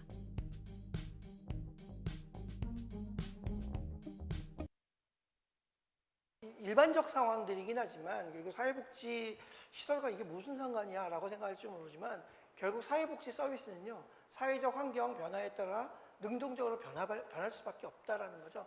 그러면 전반적 사회가 이렇게 변화 속에서 사회복지 기관이 제공하는 서비스는 어떻게 좀 변화를 추구해야 될 것인가. 다 따라갈 수는 없죠. 기업이 하는 걸 우리가 할 수가 없기 때문에 그 가치나 방식이나 목적은 다르기 때문에 어떻게 접목시키고 활용할 것인가에 대한 고민은 분명히 할 필요는 있겠다라는 차원에서 짧은 영상이지만 보여드렸습니다. 한번 같이 고민해봤으면 좋겠다라는 거고요. 계속해서 캠브리지대 장하준 교수님이 이런 말씀을 하셨어요. 국가의 운영의 가치는 목적은 과거에는 경제 성장이었다 이런 얘기하셨어요. 그러니까 국가의 운영의 가장 핵심 기준, 목표, 경제 성장. 그래서 경제 대국. 그렇지만 코로나 이후는 안전과 복지가 될 것이다 이런 얘기를 했어요. 경제학자가 얘기한 겁니다. 그죠? 영상이 있지만 영상은 뭐 나중에 참고해서 보시고요. 이런 얘기를 하셨어요. 지금까지는 경제 성장 위주의 국가 운영 가치가 최우선이었다면 코로나19 이후에는 안전과 복지 등이 우선이 되는 국가 운영이 될 것이다. 이렇게 하지 않는 국가는 존재하지 못하고 인정받지 못하고 국민으로부터 신뢰받지 못한 국가가 되는 거죠. 되게 중요한 말이라고 저는 생각을 해요. 복지가 국가적 운영의 핵심 가치가 된 거는 사실은 예전부터예요. 사실은. 그렇지만 정말 진정성 있는 우선이었나? 이건 또 논란의 여지가 있다고 저는 생각합니다. 누군가의 장신물로 활용된 건 아니냐. 이렇게 표현하는 게 좀 과격한 발언일 수 있지만 저는 충분히 그런 요소도 있다고 생각해요. 진정한 복지가 아니라 하나의 어떤 자기를 드러내고 어떤 자기를 치장하는 어떤 전유물처럼 활용된 건 아니냐. 그래서 정말 진정한 국민의 안정과 복지를 위하는 국가 운영, 국가 방침들이 마련돼야 되고 그렇게 되는 것이 국민으로부터 신뢰받을 수 있는 것이다. 제가 저는 정치인이 아니기 때문에 그렇지만 이게 중요한 가치이기 때문에 설명을 드리는 겁니다. 제가 한 얘기가 아니라 장하준 교수님께서 하신 얘기입니다. 이건 매뉴얼은 제가 설명을 자세히 드리진 않겠습니다. 아마 이거는 다 인터넷 검색하면 다 다운받아 볼 수 있고요. 또 천안시에도 있을 것 같아요. 이게 서울시 사회복지시설 운영 매뉴얼이라고 해서 이용시설과 생활시설이 이렇게 방역조치를 하고 이용자를 이렇게 관리하고 그다음에 우리 근로자들 그러니까 사회복지를 실천하는 사람들은 어떻게 대응하고 뭐 이런 매뉴얼을 체계적으로 잘 만든 자료입니다. 저 인천도 그런 걸 만든 게 있고요. 지자체별로 다 있을 거라고 생각한데요. 한번 참고해 보시면 좋을 것 같아요.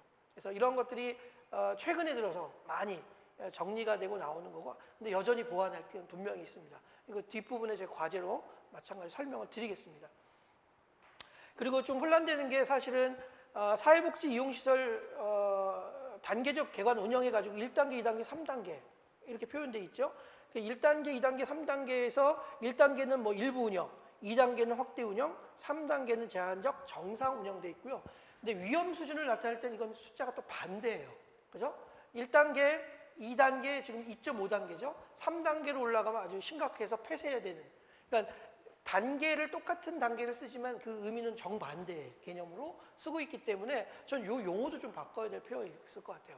어떤 건 1단계는 좋은 거고 어떤 건 1단계는 나쁜 거고 막 이렇게 물론 뭐 아시는 분 다 아시겠지만 저도 처음에 헷갈렸어요. 왜 같은 1단계인데 의미가 다를까? 이렇게 해서 저는 위험을 요구하는 건 뭐 고위험 단계, 중위험 단계, 뭐 저위험 단계로 예를 들면 그런 형태로 표현되든 어떤 용어의 구분은 좀 해서 혼용되지 않도록 하는 것도 고민해 볼 필요가 있겠다는 생각이 들었어요. 그리고 이것도 마찬가지입니다. 그래서 운영 매뉴얼이 이용시설과 생활시설의 이용자, 종사자, 기타 등등의 내용들로 자세하게 나와 있기 때문에 한번 살펴보시면 좋겠다라는 걸로 소개를 그냥 가름하도록 하겠습니다. 개인방역 5대의 핵심 수칙이라고 해서 아프면 3, 4일 집에 머물기. 근데 이게 근로자가 나 아프니까 집에 있을래요. 오케이 해. 이게 흔쾌히 할 수 있는 어떤 환경이 되느냐. 그건 또 다른 문제라고 생각을 해요. 얘기 못하는 것도 있을 테고요.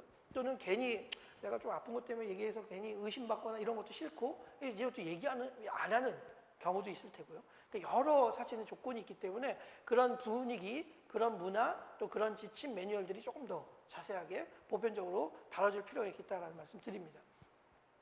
뭐 이런 얘기, 뭐 3수칙, 4수칙, 5수칙에서 각각의 내용을 많이 들어보셨던 내용이에요. 그래서 제가 특별히 설명드리지 않지만 이런 매뉴얼로 체계화시켜서 나타나고 있다라는 거 참고하시면 좋을 것 같고요. 그리고 이런 방역 체계도가 있죠. 기관마다 또는 지역마다 또는 광역, 시마다 지자체마다 이런 광역 체계도를 다 갖고 있을 겁니다. 숙지해 두는 게 필요하고요. 또 기관의 비상연락망이 아주 10분 필요한, 잘 활용해야 되는 그런 또 상황들인 거죠. 그다음에 이용자 생활 방역 환경 조성에서 이용자에 관련된 수칙들을 쭉 설명하고 있고요. 뭐 관련된 내용들을 이렇게 뭐 설명드리고 있습니다. 참고로 그냥 보시면 좋을 것 같습니다. 그리고 종사자죠. 종사자 관련 생활 수칙. 근데 이건 너무 복잡해요. 막 읽어보시면 뭐 다 모르는 거 아니고 다 아는 거고, 또는 어떤 거는 저렇게까지 할 필요가 있을까 하지만 어떻든 세밀하게. 그래서 되게 항상 얘기했던 방역은 보수적으로 해라, 이런 얘기를 계속 하고 있기 때문에 한번 읽어보시고 그러니까 저는 이걸 굳이 100% 따르라는 의미가 아니라 참고하셔서 시설의 특성에 맞는 방역 매뉴얼을 만드셔야 된다는 거예요.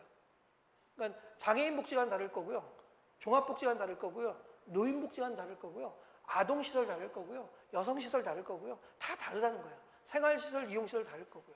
각각의 시설에 맞는 매뉴얼, 자체 매뉴얼을 현장에 맞게 만들어내는 것도 분명히 필요하다. 광역에서 하는 것들은 어떻든 시설을 모든 것들을 다 고려할 수는 없기 때문에, 그죠? 그런 차원에서 샘플로 참고해 보셨으면 좋겠다라는 겁니다. 프로그램 관련된 내용도 심리 정서 및 일상 회복 지원 프로그램 개발 운영하고 비대면 복지 서비스 개발 및 시구 운영 활성화 이렇게 얘기했지만, 사실은 이거 말고 아까 얘기한 것처럼 19개 설명드렸잖아요.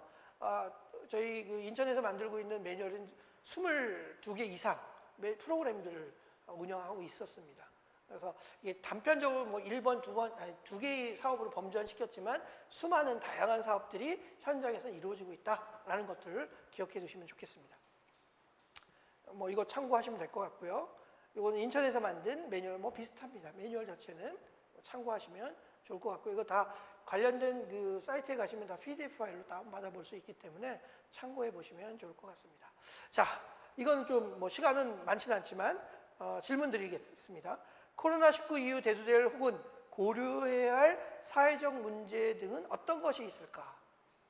채팅창에 한번 남겨주실래요? 지금 몇 분이 하시는지 제가 확인을 할 수가 있긴 하네요. 한번 어떤 문제가 있을 것인가? 네.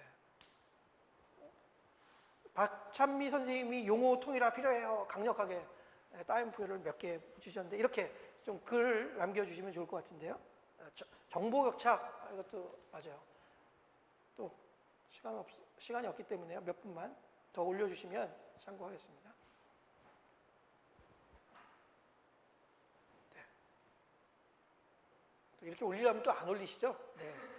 어떻든 이후에도 한번 쭉 올려보시고 생각해 보시라는 의미예요. 저는 기관마다 아마 고민되는 것들이 분명히 있을 겁니다. 제가 나름대로 생각나는 걸 그냥 쭉 정리했더니 이런 것들이 떠오르더라고요. 비대면, 개별화, 맞춤형 서비스, 환경복지, 가족애체, 실직, 자활, 가상복지관. 이게 용어에 조금 고민이 됐지만 그대로 제가 그냥 옮겼고요. 방역, 검증된 공간에서의 대면 서비스, 사례관리 강화, 민간기관 협력 체계 강화, 플랫폼 기능 강화, 은둔형 외톨이, 코로나 블루, 고독사 등. 자, 근데 이게 되게 낯설진 않아요.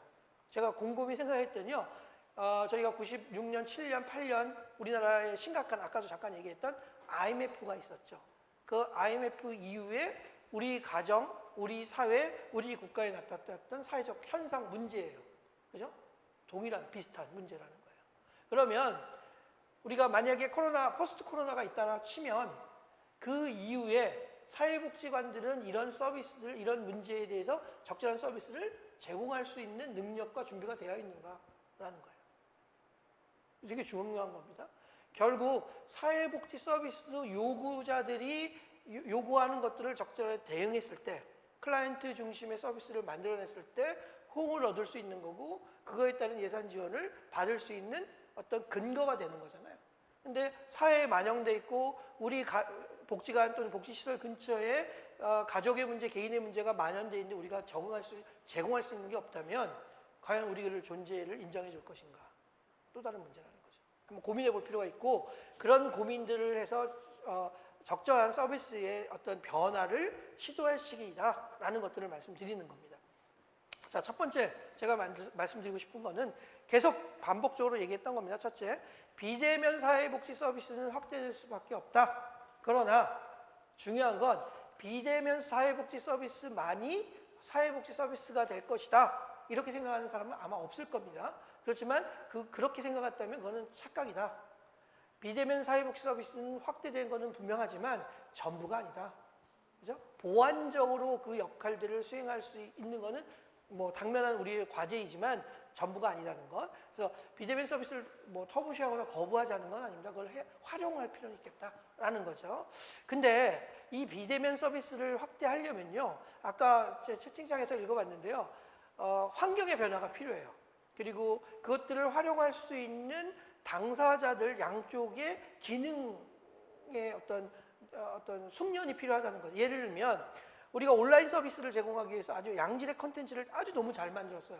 근데 그걸 받아보는 어르신들이 스마트폰을 다룰 줄 못하네. 어떻게 그걸 접속해 들어가야 되고 다운받을 수 있는 방법을 모르네. 할 수가 없는 거예요. 그러면 안 되겠죠. 그리고 집에는 그 와이파이가 안 돼요. 그렇다고 데이터를 쓸 수도 없어요. 돈도 없었기 때문에. 그러면 아무리 좋은 양질의 컨텐츠를 만들어서 접근하기가 어렵다는 거죠. 결국 그것들이 해결돼야 된다는 거예요. 개인의 어떤 활용 능력도 키워줘야 되고요. 그다음에 그 환경적, 물리적 어떤 변화도 함께 있어야지만 이 비대면 사회복지 서비스는 활성화될 수 있겠다라는 거죠. 그래서 아까 얘기한 것처럼 뭐 기자재도 보강돼야 되고, 그다음에 여기 나와 있는 것처럼 연구임대 아파트는 적어도 공공 와이파이 존을 설치해서 이용자들이 누구나 자유롭게 쓸 수 있는 그런 시설들이 보강될 필요가 있겠다라는 것들이 부연적으로 좀 설명드릴 수 있는 부분이라고 생각합니다. 그리고 꼭 이 비대면 사회복지 서비스가 꼭 집에만 찾아가서 하는 서비스라고 생각하지 말자라는 겁니다. 아까 얘기했지만 뭐 공원 벤치에서 앉아서 산책하면서 이야기도 하고, 놀이터, 또 정자, 나무 그늘, 뭐 산책로, 뭐 이런 여러 공간을, 지역에 있는 마을에 있는 공간들을 많이 활용하는 그런 사회복지 어떤 물리적 공간의 어떤 중심의 서비스가 아니라 그런 다양한 시설, 공간들을 활용할 수 있는 서비스가 돼야 된다. 결국 비대면 사회복지 서비스가 확대가 된다는 건 그런 의미를 또 포함하고 있다는 것을 설명드리겠습니다. 자, 두 번째는 이것도 아까 말씀드린 겁니다. 개별화된 맞춤형 서비스, 아까 사례관리라고 했죠. 그것들은 강조될 수밖에 없고요. 확대될 수밖에 없고요. 단, 아까 비대면 서비스를 얘기했지만 어느 정도 안정화가 되면 이런 바이러스에 대한 통제가 되고 안정화되면요, 소규모 모임에 대한 욕구는 증대될 수 있다는 거예요. 대규모까지는 아직 어려워요. 일정 기간이 지나야 되니까. 우리가 이런 얘기도 하죠. 코로나 이전 상태로 돌아가기는 어렵다. 결국은 코로나 이전 상태로 완전히 정상화되기는 어렵다면 그 상황 속에서 우리가 할 수 있는 것들을 단계적으로 확대 조금씩 해야 된다. 그 확대되는 과정 속에 뭐가 생기냐면 소규모 모임에 대한 욕구는 증가할 수밖에 없다는 거죠. 그죠? 그래서 제가 강조하고 싶은 건 사례 관리는 아까 좀 설명을 드렸으니까 인력 보강해야 되고요. 특히 이 아까 코로나 블루 같은 우울이나 정신질환이나 이런 문제들이 만연될 수 있기 때문에 정신보건 전문 사회복지사의 어떤 보강 이런 것도 필요하다는 것. 또 하나 중요한 건 소규모 모임을 한다는 건 어떤 시설이든 어느 공간이든 그 공간에 대한 안정성이 확보되지 않으면요, 당사자들이 오기 꺼려하겠죠. 예를 들어 복지기 시설에 와서 뭔가 프로그램을 소규모 한 5명 모여서 뭐 한다고 해서 갔더니 시설이 왠지 깨끗해 보이지도 않고 바이러스가 곳곳에 있을 것 같고 왠지 불안해. 그러면 안 가겠죠. 그래서 저는 주장하는 게 뭐냐면 사회복지시설 방역 인증제도 또는 지침들이 명확해서 적어도 안전한 시설 방역은 이런 조건 이런 조건을 이수했을 때 가능한 거다라는 합의된 지침이 있어야 된다고 생각을 해요. 지금 저희 기관도 아까도 잠깐 설명드렸지만 저희 관리기사님이 아침에 일찍 출근하셔서 직원 오기 전부터 그 소독액을 쫙 뿌리고 다니세요. 뭐 그게 맞는 건지, 예를 들면 아니면 시간대를 뭐 오전 한 번, 오후 한 번 해야 되는 건지, 뭐 이런 과학적이고 검증된 방역 기준이 있어야 된다는 거예요. 과거에 서울에서 이런 적이 있었죠. 클린존이라고 해서 어떤 문제가 있을 때 방역 조치를 하고 그것들에 대한 어떤 스티커 같은 걸 부착을 했죠. 그래서 이 지역은 방역이 완료된 곳입니다라고 해서 시민들을 안심시키는 일들을 했다는 거예요. 저는 클린존이든 안전존이든 어떤 명칭이든 어떤 공식화된 어떤 이런 지침이 마련돼서 이 복지관은 이런 방역 조치를 안전하게 수행하고 있는 기관입니다. 그래서 이런 조치를 하기 때문에 안심하십시오라고 시민들, 지역 주민들에게 안심을 시킬 수 있는 그런 인증 마크 같은 거, 표준 같은 것들이 만들어질 필요가 있겠다라는 말씀을 드리는 겁니다. 세 번째는 위기 상황 속에서 대응 지침 강화 및 기관 대 기관의 연계 강화, 뭐 아까 얘기한 네트워크 강화될 수밖에 없죠. 그거는 사실은 이런 방역 물품에 대한 확보도 위기 대응에 필요한 거고요. 저는 기본적으로 한 3개월 이상의 이제는 왜냐하면 이런 상시 이런 어떤 바이러스는 있을 거기 때문에 마스크라든지 소독이라든지 항균 필름이라든지 이런 것들은 제가 뭐 특정 업체를 얘기한 건 아니니까 상시 쓸 수 있도록 적어도 3개월 정도 확보하는 물량을 기관에 좀 별로 갖추는 것들은 필요하지 않을까. 만약에 시설이 크면 조금 더 많은 양을 보유해야겠지만 어쨌든 그런 고민들도 필요하다. 근데 이건 지침이 없습니다. 그냥 내려온 거는 좀 넉넉히 준비하고 있니, 확보하고 있니, 이 정도를 확인하는 정도지 뭐 1개월치를 보관하라, 2개월치를 보관하라 이런 지침이 없다라는 겁니다. 그래서 그런 것도 마찬가지 지침으로 마련될 필요가 있겠다라는 말씀을 드리는 거고요. 이건 넘어가겠습니다. 그냥. 네 번째는 환경복지에 대한 욕구 및 역할 증가한다. 이건 좀 다른 차원입니다. 간혹 이제 환경복지 얘기를 하는 경우도 있지만 이 코로나와 연관돼서 환경복지에 대한 욕구는 확대될 수밖에 없다라는 거죠.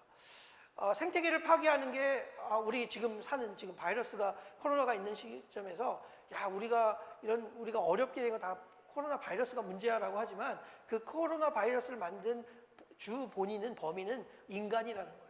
그죠?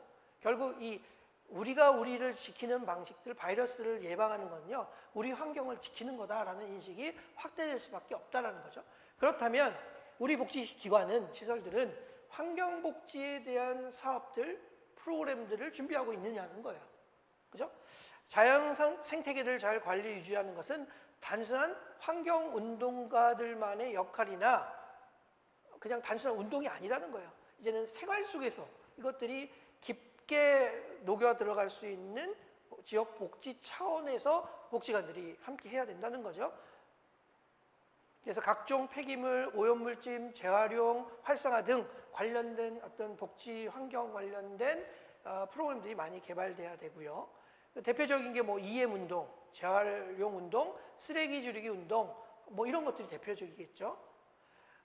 이거는 저희 기관에서 잠깐 하다가요, 2.5 단계가 생기면서 또 잠시 중단된 사업이에요. 부가트로 알아가는 지구 환경이라는 저희가 소규모 프로그램을 저희가 이게 6월달인가 7월달에 진행했던 건데요. 최근에 어쨌든 잠시 또 이게 잠정 중단됐는데 앞으로 이런 형태의 사업들이 많이 활성화돼야 된다라고 생각하는 겁니다. 혹시 기관에서 뭐 EM 활용법이라고 해서 아시는 분 아시겠지만 어떤 어떤 유용한 미생물이죠. 이런 것들을 활용해 가지고 어떻든 좋게 생활 속에서 유용하게 활용할 수 있는 팁이나 정보를 알리고 또 같이 운동적 차원에서 활용하는 것들이 필요하지 않을까라는 차원에서 뭐 사이트 또 소개해드려 참고하시면 될 것 같고요. 이것도 영상은 제가 보지 않겠습니다. 근데 이 포스트를 보시면 분당이라고 나와 있는데요. 경기도에 있는 지역에서는 이것들을 많이 하더라고요. 천안에는 있는지 모르겠어요. 인천은 제가 찾았는데 못 찾겠더라고요. 무슨 얘기냐면 종이팩이나 폐건전지를 가져오면 휴지로 교환해주는 운동을 해요. 이건 아마 아파트에 사시는 분들은 따로 분리수거를 하잖아요. 우유팩 따로 모으고 건전지 따로 모이는데요. 이 경기도에서 이건 뭐 성남에 있는 지역인데요. 성남에 있는 지역은 이거를 주민센터나 지정된 복지관에 이런 우유팩을 일정량을 가져오면 정부에서 주는, 정부가 아니죠. 성남시에서 주는 그 두루마리 휴지를 나눠줬어요. 폐건전. 천안도 한다고 하네요. 네. 이런 것들이 사실은 이제는 지자체 중심으로만 했는데 이게 이제 지역 안에 조금 더 깊숙이 들어가서 이런 형태의 저는 뭐 요것만 하자는 게 아니라 이런 다양한 형태의 환경 차원에서 복지 차원에서 운동들이 복지관이 거점이 돼서 많이 활성화돼야 된다는 거예요. 근데 물론 이런 것들이 확산되면 뭐가 문제냐면 예산이 문제입니다. 그죠? 정부가 또는 지자체가 이런 것들의 필요성을 인식하고 얼마나 예산을 투여할 수 있는가라는 것 또는 복지관들이 이런 사업을 한다면 우리 보조금 사업을 이런 것들을 할 수 있는가라는 거. 이거는 또 다른 검토의 대상이긴 하지만 이런 고민들을 함께 해볼 필요가 있다는 겁니다. 환경운동연합 사이트입니다. 들어가면 여러 가지 환경 아이템 운동하는 IT에 있어서 이런 걸 활용해 보라는 차원에서 이게 소개해 드리는 거니까 참고하시고, 저랑 아무 상관없는 사이트입니다. 근데 이제 참고하라고 소개시켜 드리는 겁니다. 뭐 PPL도 아니고요. 네, 참고하시면 될 것 같아요. 시간이 없어서 제 영상을 못 보여드리는데요. 나중에 사이트가 있으니까 한 유튜브에 공개된 영상이에요. 환경복지에 대한 어떤 홍보하는 영상입니다. 되게 저는 이런 영상들을 기관 차원에서 마을 안에서 만들어야 된다고 생각을 하고요. 주민들 대상으로, 왜냐하면 환경운동단체가 하는 거는 왠지 지역 주민들이 하기에는 먼 것 같아요.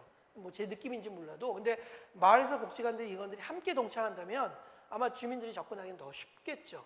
제가 성남에 근무할 때는 그 환경단체와 같이 조인해서 이 일을 했었기 때문에 주민들에게 좀 더 접근하기가 쉬웠다라는 겁니다. 자, 5번째, 온라인 동영상이나 실시간 온라인 방송 등을 활용한 서비스가 다변화돼야 된다. 이게 말씀드렸던 거예요. 다른 것도 아니고요. 뭐 QR코드를 활용하는 것도 이제 뭐 이건 다른 측면이지만 뭐 스마트폰을 활용해서 할 수 있는 여러 방식들이 있잖아요. 근데 되게 어려워하세요. 그리고 제가 이걸 말씀드리면요. 어떤 분이 그러시더라고요. 야, 어르신들은 안 돼. 스마트폰으로 무슨 QR코드를 받아가지고 어떻게 하고, 어르신들은 그건 못하기 때문에 그런 방식 쓰면 절대 못해. 근데 그렇게 판단해서 결정해버리면요, 그 어르신들은요 계속 못할 겁니다. 그죠? 근데 어르신들이 못할 것 같지만 노인복지관 같은 경우는 스마트폰 교육 시키잖아요. 체계적으로 하고, 그렇게 교육 받으신 분들은 안 받으신 분보다는 더 많이 활용하시죠. 그건 교육의 힘이라고 저는 생각합니다. 안 되는 게 아니라 우리가 안 된다고 생각한 거죠. 그러면 물론 단계와 지연의 속도, 실현의 속도는 차이가 있겠지만 시도를 해야 된다는 겁니다. 그러니까 스마트폰을 잘 활용하는 것, QR코드를 통해서 또는 이런 자기 스스로를 보호하고 할 수 있는 여러 가지 채널들을 활용할 수 있는 어떤 역량들을 키우는 것들은 함께 진행돼야 된다고 생각하는 거고요. 그 다음에 아까도 얘기한 것처럼 양질의 콘텐츠를 개발하기 위해서는 이건 뭐 QR코드 뭐 많이 쓰실 겁니다. 저도 뭐 이런 것들을 활용해서 제 어디 가서 이렇게 제 인증을 받기도 하는데 뭐 활용하는 거 뭐 예시고요. 그 다음에 이거는 뭐 또 다른 얘기인데, 이거 아마 이제 온라인상에서 많이 쓰는 분도 계신데, 이게 주소를 단축해 주는 거죠. 이거 앞으로 많이 쓸 겁니다. 이것도. 그래서 그냥 팁으로 설명드리는 겁니다. 이렇게 그 온라인 주소가 복잡한 걸 줄여주는 사이트예요.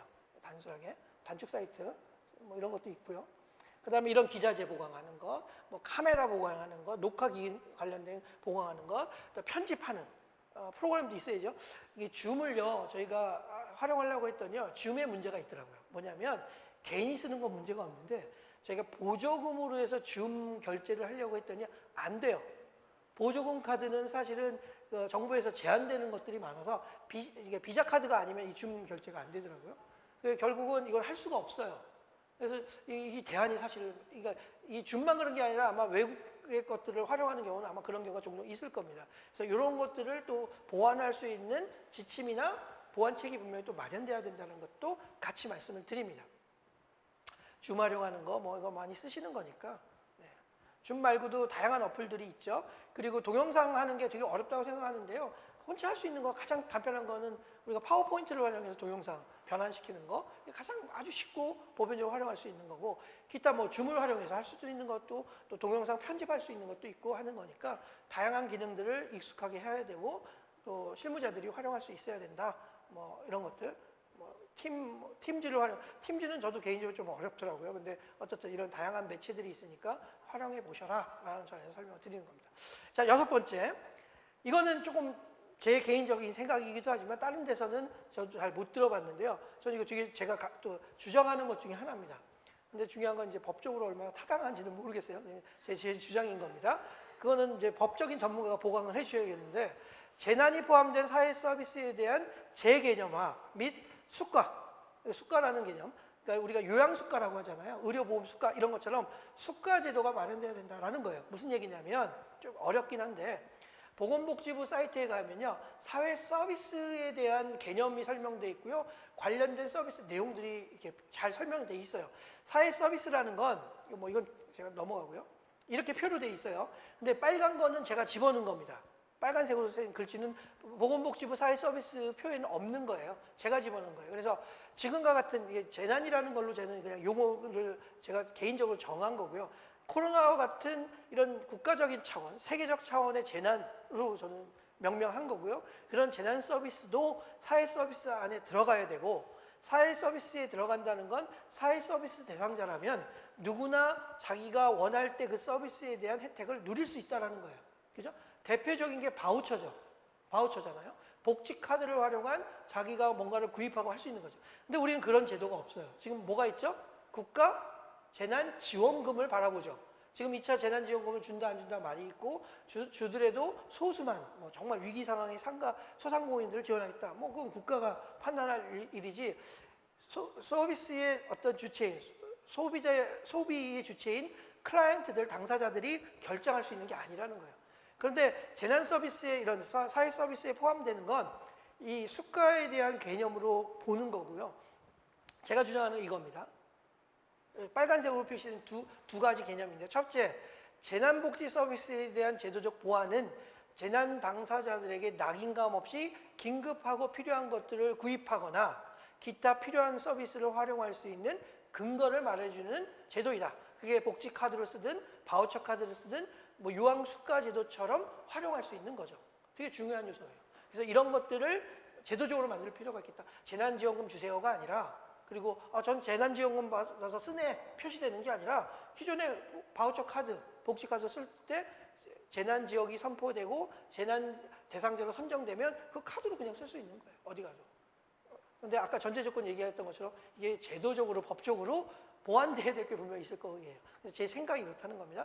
또 역으로 서비스를 제공하는 사회복지 시설도 보조금으로 뭔가를 이 재난 상황에서 할 때요, 지자체 허락을 받았어야 돼요. 이거 써도 돼요? 이거 해도 돼요?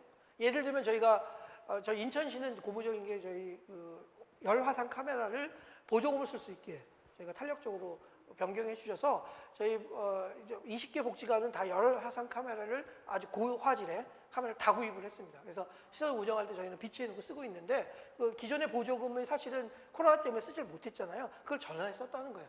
그 한 예로 저는 복지관이 있는 곳에, 복지시설에 있는 곳에 재난이 선포되고 재난복지 서비스를 제공해야 되는 대상자가 선정되면 그 예산 범위 내에서 유연하게 사업들을 만들어내고 그 보조금을 가지고, 그러니까 기존의 예산은 없지만 그것들을 선택해서 집행할 수 있고 또 만들어내서 어떤 물건을 재난 관련된 서비스를 제공하기 위한 물건을 구입할 수 있는 유연한 지침이 있어야 된다는 거죠. 그게 재난 어떤 사회 서비스 안에 이 재난이라는 복지 서비스라는 개념이 들어가야 된다고 얘기하는 겁니다.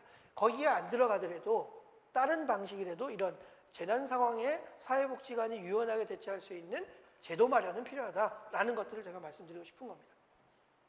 자, 7번째, 이것도 어떤 분이 아마 댓글로 올리셨던 내용 중에 일부 내용인데요. 휴관이 아닌 사회복지관의 위기 상황 운영에 대한 공식화 지침이 필요하다라는 겁니다. 이것도 아까 초반에 제가 말씀드렸던 거죠. 재난 대비 운영 혹은 위기 대응 운영, 어떤 용어도 좋습니다. 또 다른 용어도 좋아요. 휴관이라는 개념이 갖고 있는 한계 또는 오인되는 어떤 낙인 뭐 이런 것들을 보완하기 위한 좀 합리적 용어가 필요하다라는 것들을 주장하는 거고요. 그래서 저희는 뭐 인천에서는 이렇게 쓰자라고 해서 기관들이 했는데요. 코로나19 위기 대응 운영, 물론 옆에는 휴관 이거 같이 썼어요. 왜냐하면 위기 대응 운영이 뭐지? 주민들 잘 또 모르기 때문에. 왜냐하면 공식 명칭이 아니었기 때문에. 근데 우리는 공식 명칭인 휴관이라는 것을 쓸 수밖에 없었고, 그렇지만 위기 대응 운영하고 있는 것이라는 것들을 표현했다는 거죠. 이게 이제 기관이 알아서 판단하는 게 아니라 공식화된 명칭으로 쓸 필요가 있겠다는 겁니다. 8번째, 최일선에서 복지 서비스를 전달해야 하는 사회복지 종사자들을 위한 안전망, 이거 절대적 필요하죠. 저는 계속 주장했습니다. 4월 달부터 임산부 재택근무하게 해달라. 그다음에 건강상 좀 위기에 많이 노출되어 있는 직원들 재택근무하게 해달라. 그랬더니 돌아오는 답변은 아까 얘기했죠. 시설장이 판단하세요. 라는 거였어요. 어렵죠. 또 근데 한편은 또 이해가 돼요. 왜냐하면 시설마다 특성이 너무나 다양하다는 거예요. 그러니까 모든 복지시설에 시설장이 알아서 판단하라 그런 지침을 줄 수밖에 없는 게, 어떤 기관은 휴관해라, 재택근무해라, 어떤 게 안 돼, 이렇게 하기가 참 애매하다라는 거예요. 그죠? 그렇지만 이 재택근무에 대한 명확한 기준이나 지침이 내려와야 되는데 초기에는 그런 건 주지 않았다는 거예요. 근데 지금은 그런 지침이 명확하게 내려왔습니다. 그래서 재택근무라는 용어보다는 좀 포괄적인 유연근무제를 선택해라. 그러니까 근로기준법에 나와 있는 유연근무제를 선택해라라는 거죠. 보여드리겠습니다. 저희 직원 중에 지금은 이제 출산휴가 들어가서 애를 잘 낳아서 다행인데 저희 항상 졸였어요. 가슴을 졸였어요. 그러니까 임산부가 혹시 근무하다가 감염되면 그거는 누가 책임이냐? 물론 기관장은 절대 뭐 책임에 벗어날 수 없을 테고 그것들을 어떻게 책임의 문제가 아니라 그 아이, 산모 이거에 대한 보상은 어떻게 할 것인가? 아무런 대책과 지침이 없었다는 거예요. 그죠? 그런 거에 대한 구체적 지침. 종사자가 만약에 걸리면 서비스 정원 그거는 어떤 지침이 있을 것인가? 지금 매뉴얼은 어떻게 되어 있냐면요. 아까 얘기한 것처럼 뭐 열이 나거나 기침이 심하거나 이러면 출근하지 마라. 병원 가라. 보건소 진료받아라. 3, 4일 집에 그냥 대기해라. 이게 지침이었어요. 그것도 맞아요. 그렇지만 만약 확진되면 그것들에 대한 사후 지원을 어떻게 할 것인가 전혀 다루지 않고 있다는 거예요. 왜냐하면 저희도 분명히 현장에서 우리는 지침대로 최일선에서 휴관이라고 했지만 일을 했거든요. 그랬을 때 그거에 대한 사후 조치에 대한 지침들이 또 구체적으로 나올 필요가 있겠다라는 말씀을 드리는 거고요. 매뉴얼에 나와 있는 내용입니다. 많이 보셨을 거예요. 근데 최근에는 뭐 이런 것도 있고 요거예요. 요거 유연근무제도라는 거죠. 유연근무에는요 시차 출퇴근제, 선택근무제, 재택근무제, 원격근무제가 있습니다. 근데 사실 사회복지는요 원격근무제는 사실 어려워요. 시스템도 안 돼 있고 실제 대면 서비스를 원격으로 주는 것도 한계가 있기 때문에 저는 뭐 원격 근무제보다는 시차 출퇴근제, 늦게 출근해서 늦게 퇴근하거나 뭐 이런 것 또는 선택적 근무제, 프로그램에 있는 날에는 좀 시간을 좀 장기간 근무하고 없는 날에는 좀 시간을 단축해서 근무하고 이런. 그다음에 재택근무제. 이건 뭐 정말 부득이하게 어쩔 수 없는 그런 상황이 있는 재택근무. 근데 중요한 건 재택근무는요 어떻게 증빙할 것인가예요. 그죠? 재택근무를 해서 하는 건 할 수가 있어요. 제가 너 몸이 안 좋으니까 재택근무해 이렇게 할 수 있어요. 근데 그 재택근무를 어떻게 증빙할 것인가? 증빙을 못하면요 나중에 딴소리 하겠죠. 감사 나와서 지도점검 나와서 이게 무슨 재택근무야? 이건 페널티 이렇게 될 수 있다라는 거예요. 그래서 그게 명확해야 된다는 거고요. 그래서 몇 군데 알아보니까 대부분 재택근무하는 경우에는 뭘 해주냐면요. 저희도 뭐 여러 대안을 해서 1번, 2번, 3번에서 이렇게 해라, 그걸로 증빙해라 했는데 대부분 직원들은 온라인 강좌, 교육 듣고 소감문 내는 걸로 대체해요. 그런데 그것도 귀찮아서 그냥 재택근무 싫어야 하는 직원도 사실 있습니다. 그래서 그런 명확한 좀 지침들이 좀 더 나왔으면 좋겠다라는 게 제 개인적인 생각입니다. 9번째, 코로나19 이후에 발생 가능성이 높은 개인, 가족, 사회 문제에 대한 역량화가 필요하다. 아까 얘기했죠. 저성장, 기업 파산, 실직, 가계 경제 위기, 빈곤, 가족 해체, 우울, 고독사, 은둔형 이런 것들이 분명히 심각해질 것이고 이런 것들을 지역 안에서 어떻게 대응할 수 있을 것인가, 대항할 능력이 있는가, 그것들은 어떤 실천 기술의 역량 확보도 필요하지만 결국 네트워킹, 소셜 캐피탈이라고 하는 사회적 자본을 통해서 마을이 함께 해결할 수 있는 역량을 키우는 게 필요하다라는 겁니다. 넘어가고요. 그래서 사회적 자본이라는 건 다 아시는 것처럼 신뢰, 상호작용, 규범이라는 네트워크로 형성된 끈끈한 지역의 에너지, 힘이죠. 이것들을 만들어내는 게 기관이 지역을 중심으로 실천하는 기관의 중요한 요소가 될 것이다 라는 말씀을 드리겠습니다. 관계라는 거죠. 자, 이건 넘어가고요. 잠깐만 시간에 압박을 주시네요. 네, 끝내야죠. 그럼 좀 맞춰서. 10번째, 가상복지관 모형. 근데 이 가상복지관 모형 제가 명칭을 그대로 썼는데요. 이건 법적 용어가 아닙니다. 지금 가상복지관 용어를 쓸 수가 없습니다. 법적으로는. 근데 제가 왜 이걸 굳이 썼냐면 과거 2000년대 초에 이런 논문들이 있었어요. 그래서 그 내용들을 제가 인용하다 보니까 그냥 제가 이걸 바꿀까 하다 그냥 그대로 쓴 거고요. 근데 이 명칭이 중요한 게 아니라 이 연구에서 이야기했던 유용한 것들이 있습니다.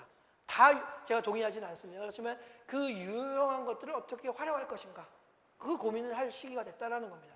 그래서 뭐 이렇게 비교한 것도 있었지만 제 핵심은 지역사회 중심의 지역사회 사업으로 전환돼야 되고요.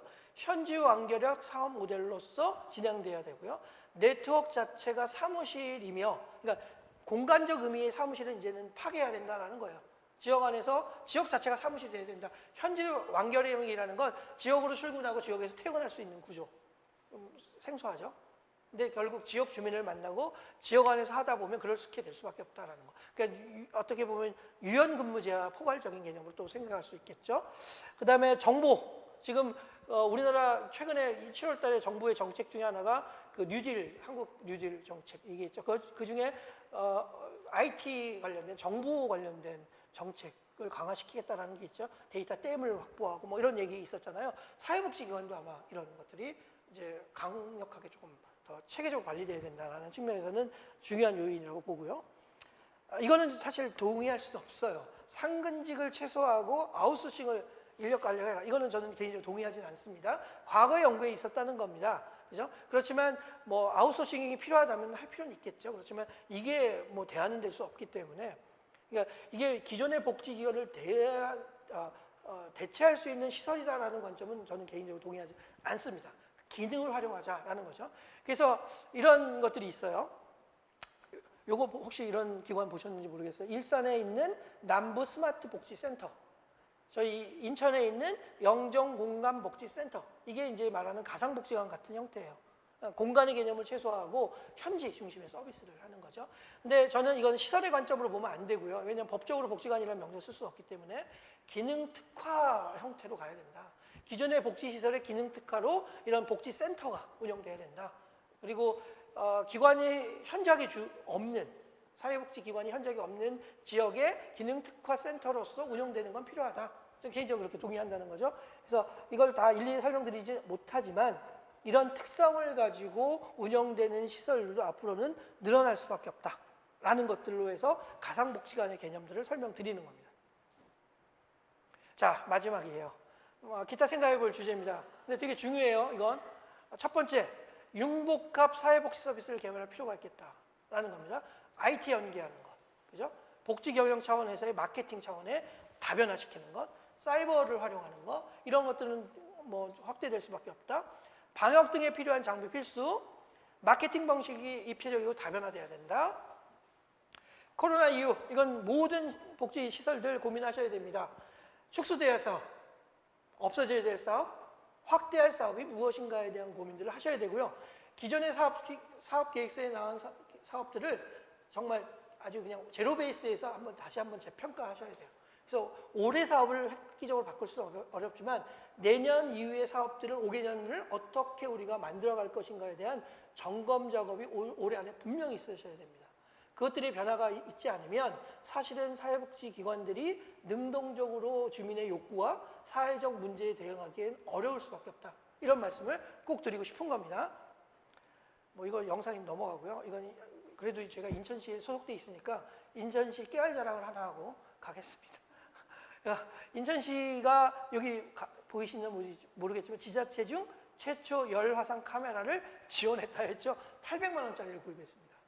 그래서 아주 고화질의, 그래서 누구든지 오면 그 화상으로 해서 열 감지가 돼서 열 온도가 딱딱 뜨고 데이터로 누적되게 이렇게 관리하는 시스템을 인천시가 보급했다라는 말씀을 드리겠습니다. 조금 더 빨리 됐어야 되는데 늦은 감은 있지만 했다. 그리고 이 마케팅 차원인데요. 설명은 못 드리지만 이 다양한 마케팅 차원에서의 변화들이 기관들이 이제 있어야 된다라는 것들 좀 약간 막연하지만 좀 설명을 드리고요. 그래서 넘어가고요. 요거 이제 마지막입니다. 요거는 저희 기관에서 고민했던 코로나 이후에 우리 사업 방식을 어떻게 가져야 될 것인가 하면서 평가했던, 제가 이제 6월 달인가 중간 평가를 했었는데 평가했던 내용들입니다. 그래서 뭐 보편적으로 다 공감하는 내용도 있고 시설의 특성상도 공감이 안 되는 부분도 있지만, 예를 들면 저희는 고민해야 될 것 첫 번째, 뭐 다른 거 다 똑같지만 저희 네 번째로 돼 있는, 만약 복지 시설들이 경우에 따라 실비 사업을 하는 경우가 있어요. 특히 규모가 큰 기관들, 저도 큰 규모에 있었던 큰 시설에 있었던 경험이 있는데 실비 사업하는 기관들은 지금 큰 타격을 받았습니다. 예를 들면 유료 사업인 거죠. 그래서 물론 복지기관들이 유료한다는 건 뭐 영리 목적은 아니죠. 그 수익이 남으면 자부담을 확보해서 복지 사업을 지원하기 위한 사업을 했었는데 사실 그런 구조는 이제 앞으로 힘들게 됐어요. 실제 어렵기 때문에 이런 부분에 대한 고민들이 필요하다. 대체할 수 있는 방법, 그거 필요하고요. 또 그 다음에 이제 6번째, 주민 조직화 사업은 주민 주도형으로 바꿔야 된다라는 거. 그 다음에 아까도 얘기했지만 환경복지 차원의 어떤 다양한 시도들이 있어야 된다라는 것. 그 다음에 온라인 활용을 통한 사업 개발, 이건 뭐 당면한 과제겠죠. 그래서 저희도 최근에 했던 게 랜선 바자회, 온라인 바자회입니다. 이거 앞으로도 이런 것들이 점차 확산될 거기 때문에 이런 고민들을 같이 해주셔서 좋은 정보들을 많이 나누시면 좋겠다는 말씀을 드리겠습니다. 제가 참고했던 거고요. 최근에 복지동향에 이 비슷한 글을 썼기 때문에 사이트에 검색하시면 제가 관련된 자료들도 같이 있으니까 함께 참고해 보시면 좋을 것 같습니다. 지금까지 열심히 들어주셔서 감사하고요. 제 발표는 여기서 마치도록 하겠습니다. 감사합니다. 네, 지금까지 좋은 강연으로 함께해 주신 김용길 관장님께 진심으로 감사드립니다. 강의 중 실시간 채팅장에 올라온 질문을 몇 가지 질의 드리도록 하겠습니다. 첫 번째 질문인데요.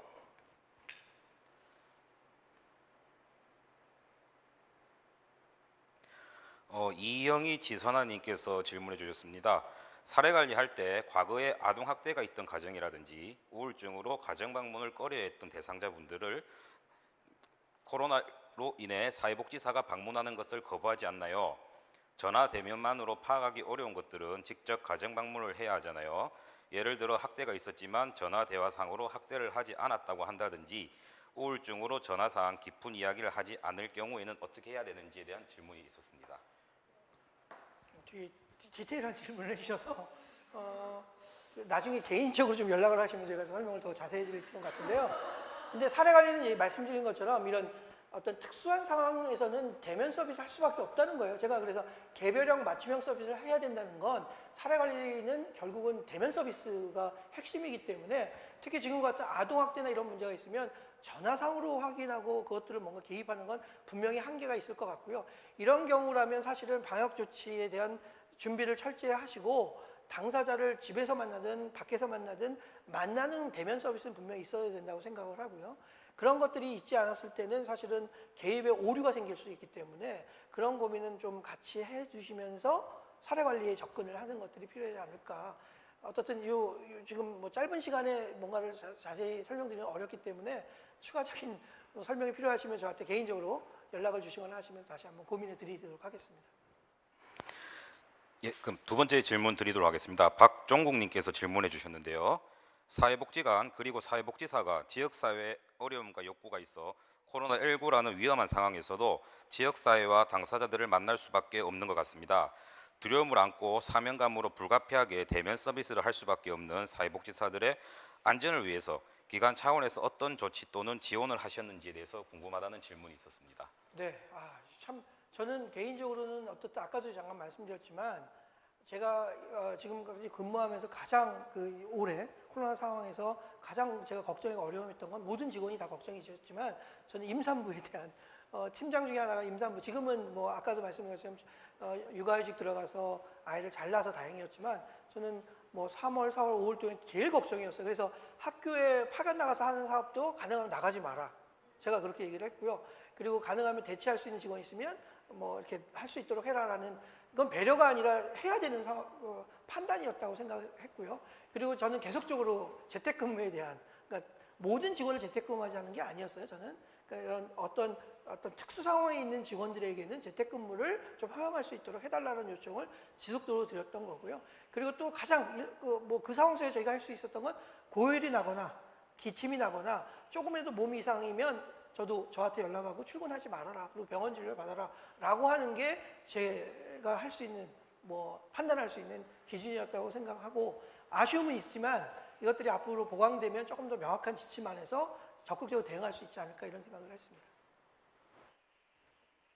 네, 그럼 채팅창 마지막 질문입니다. 장예선님께서 올려주셨는데요. 저소득 가정일수록 핸드폰이나 전화가 없는 가정이 있고 핸드폰이 있어도 요금이 밀려서 전화로 소통하기 어려운 경우가 있을 텐데 이런 경우 지원할 수 있는 방안이 있을까요? 라는 질문이 있습니다. 결국은 핸드폰 요금 와이파이 존이 확대되면 아마 그런 핸드폰 요금으로 해결되는 것, 그러니까 해결되지 못하는 것들이 좀 해결되는 게 많을 것 같아요. 그래서 예를 들면 카톡 특정 이런 걸 얘기해도 되겠죠? 그러니까 SNS의 다양한 웹을 이용해서 소통할 수 있는 방식들도 있기 때문에 공공 와이파이 존이 특수 계층들 지역에는 좀 예를 들면 영구임대 아파트 단지다. 라고 한다면 그런 것들이 시행되면 좋을 것 같고요. 또 저희 같은 경우도 복지관 시설들이 있다면 그 공공 와이파이를 쓸 수 있는 와이파이를 좀 확보를 할 수 있는 예산들 뭐 이런 것들이 보편하게 확단된다면 조금 더 이용자들이 그런 것들을 접하고 활용하는 데 도움이 되지 않을까 생각을 하고요. 그렇다고 개별적으로 뭐 핸드폰 요금을 지급할 수 있는 근거는 사실은 법적으로 어떻게 되는지 저는 모르겠지만 그런 게 되면 사실은 좋겠지만 그런 건 현실 어렵기 때문에 아니면 국가적 차원에서 좀 할인되는 것들을 좀 광범위하게 요구 계층에게는 아마 무료로 해주는 것도 있을 거라고 저는 아는데 그런 것들이 좀 더 보편적으로 확대돼서 이런 취약계층들에게 좀 이런 서비스를 받을 수 있는 어떤 지원책들이 좀 더 많이 강화되면 좋겠다라는 생각을 저도 하고 있습니다. 예, 지금 12시까지 시간인데 지금 한 10분이 남아 있습니다. 혹시 추가 질문하실 분이 계신지는 모르겠고요. 아니면 그 사이에 제가 간단한 질문을 좀 하나 드리고 싶습니다. 지금 현재 코로나19로 인해서 각 복지관들이 비대면 서비스를 많이 강화하다 보니까 아무래도 복지관에서 전부 다 이제 서비스 제공하는 데서 많은 혼란점이 야기되어 있을 것 같고 그래서 각 기관들마다 아까 관장님께서도 이제 관장님 복지관에서도 지금 행해지는 서비스에 대해서 설명을 해주셨는데 이런 과정에 있어서 어디 뭐 협회 측에서 보건복지부는 협회 측에서 이 코로나19로 인해서 사회복지 서비스에 변화하는 이제 그런 시사점이라든지 이런 것들을 좀 더 체계적 구체적으로 해서 이 각 사회복지관에게 어떤 방향성을 가지고 좀 전달해 주면 좋을 것인가 이게 아마 현장에 실무하시는 분들이 그런 명확한 답이 있으면 좀 이런 혼란의 시대에서 좀 서비스 제공하기 편하지 않을까라는 생각이 들거든요. 그래서 관장님께서 이런 좀 정책적인 제언들 이런 것들 한 말씀 좀 부탁드리겠습니다. 예, 무엇보다 중요하다고 생각하고요. 지금까지는 시설별로 지역별로 혼란 속에서 뭐 이렇게 좀 격하게 표현하면 살아남기 위한 몸부림이었다고 한다면 이제는 어느 정도 우리가 경험을 했고 그것들을 대응할 수 있는 준비가 됐다고 생각을 하고 그렇다면 이제는 관협회 차원에서 사협회 차원에서 단체들에서 이런 고민들을 함께 하셔야 되고 그것들을 만들어가는 과정들이 필요하다고 생각하고요. 예를 들면 사회복지관협회 차원에서는 저는 사회복지사업법도 고민해 봐야 된다고 생각을 해요. 기존의 3대 기능이 정말 적절한 것인가. 예를 들면 복지관이라면 노인복지관이라면 장애인복지관이라면 지금의 지침이나 법적으로 우리가 해야 되는 사업들이나 방향들이 그대로 유지하는 게 맞는 것인가. 만약에 변화해야 된다면 어떻게 변화해야 될 것인가. 그거는 개별 기관에서 할 수 있는 것들은 아니거든요. 그래서 광역에서 또는 단체 협회나 이런 데에서 그런 고민들을 지금 빨리 해주셔야 되고 그런 합의된 내용들을 함께 묶어서 정부에서 내는 지침뿐만 아니라 현장에 맞는 지침들이 함께 어우러졌을 때 기관의 혼란, 현장의 혼란들은 최소화될 수 있다라는 생각을 하고요. 그래서 질문해 주신 답변은 제가 뭐 이렇게 해야 된다라고 답변을 드릴 수 없지만 그런 고민을 할 때가 맞다라는 걸로 동의하면서 제 답변을 마치도록 하겠습니다. 예, 답변 감사드립니다. 지금 시간이 조금 남았습니다만 어느덧 약 2시간의 시간이 훌쩍 지났습니다. 각 기관에서 코로나19에서 많은 혼돈 속에서 오늘 강의가 많은 도움이 됐을 거라고 생각됩니다. 온라인 강연임에도 불구하고 끝까지 시청하시며 참여해 주신 분들께 진심으로 감사드립니다. 다음 두 번째 강연은 이번 주 목요일 10일입니다. 오후 4시입니다. 다시 한번 말씀드리겠습니다. 이번 주 목요일 10일 오후 4시입니다. 그때도 꼭 함께해 주시길 바라며 이상으로 2020 비영리 컨퍼런스 1회 강연을 마치겠습니다. 시청해 주셔서 감사합니다.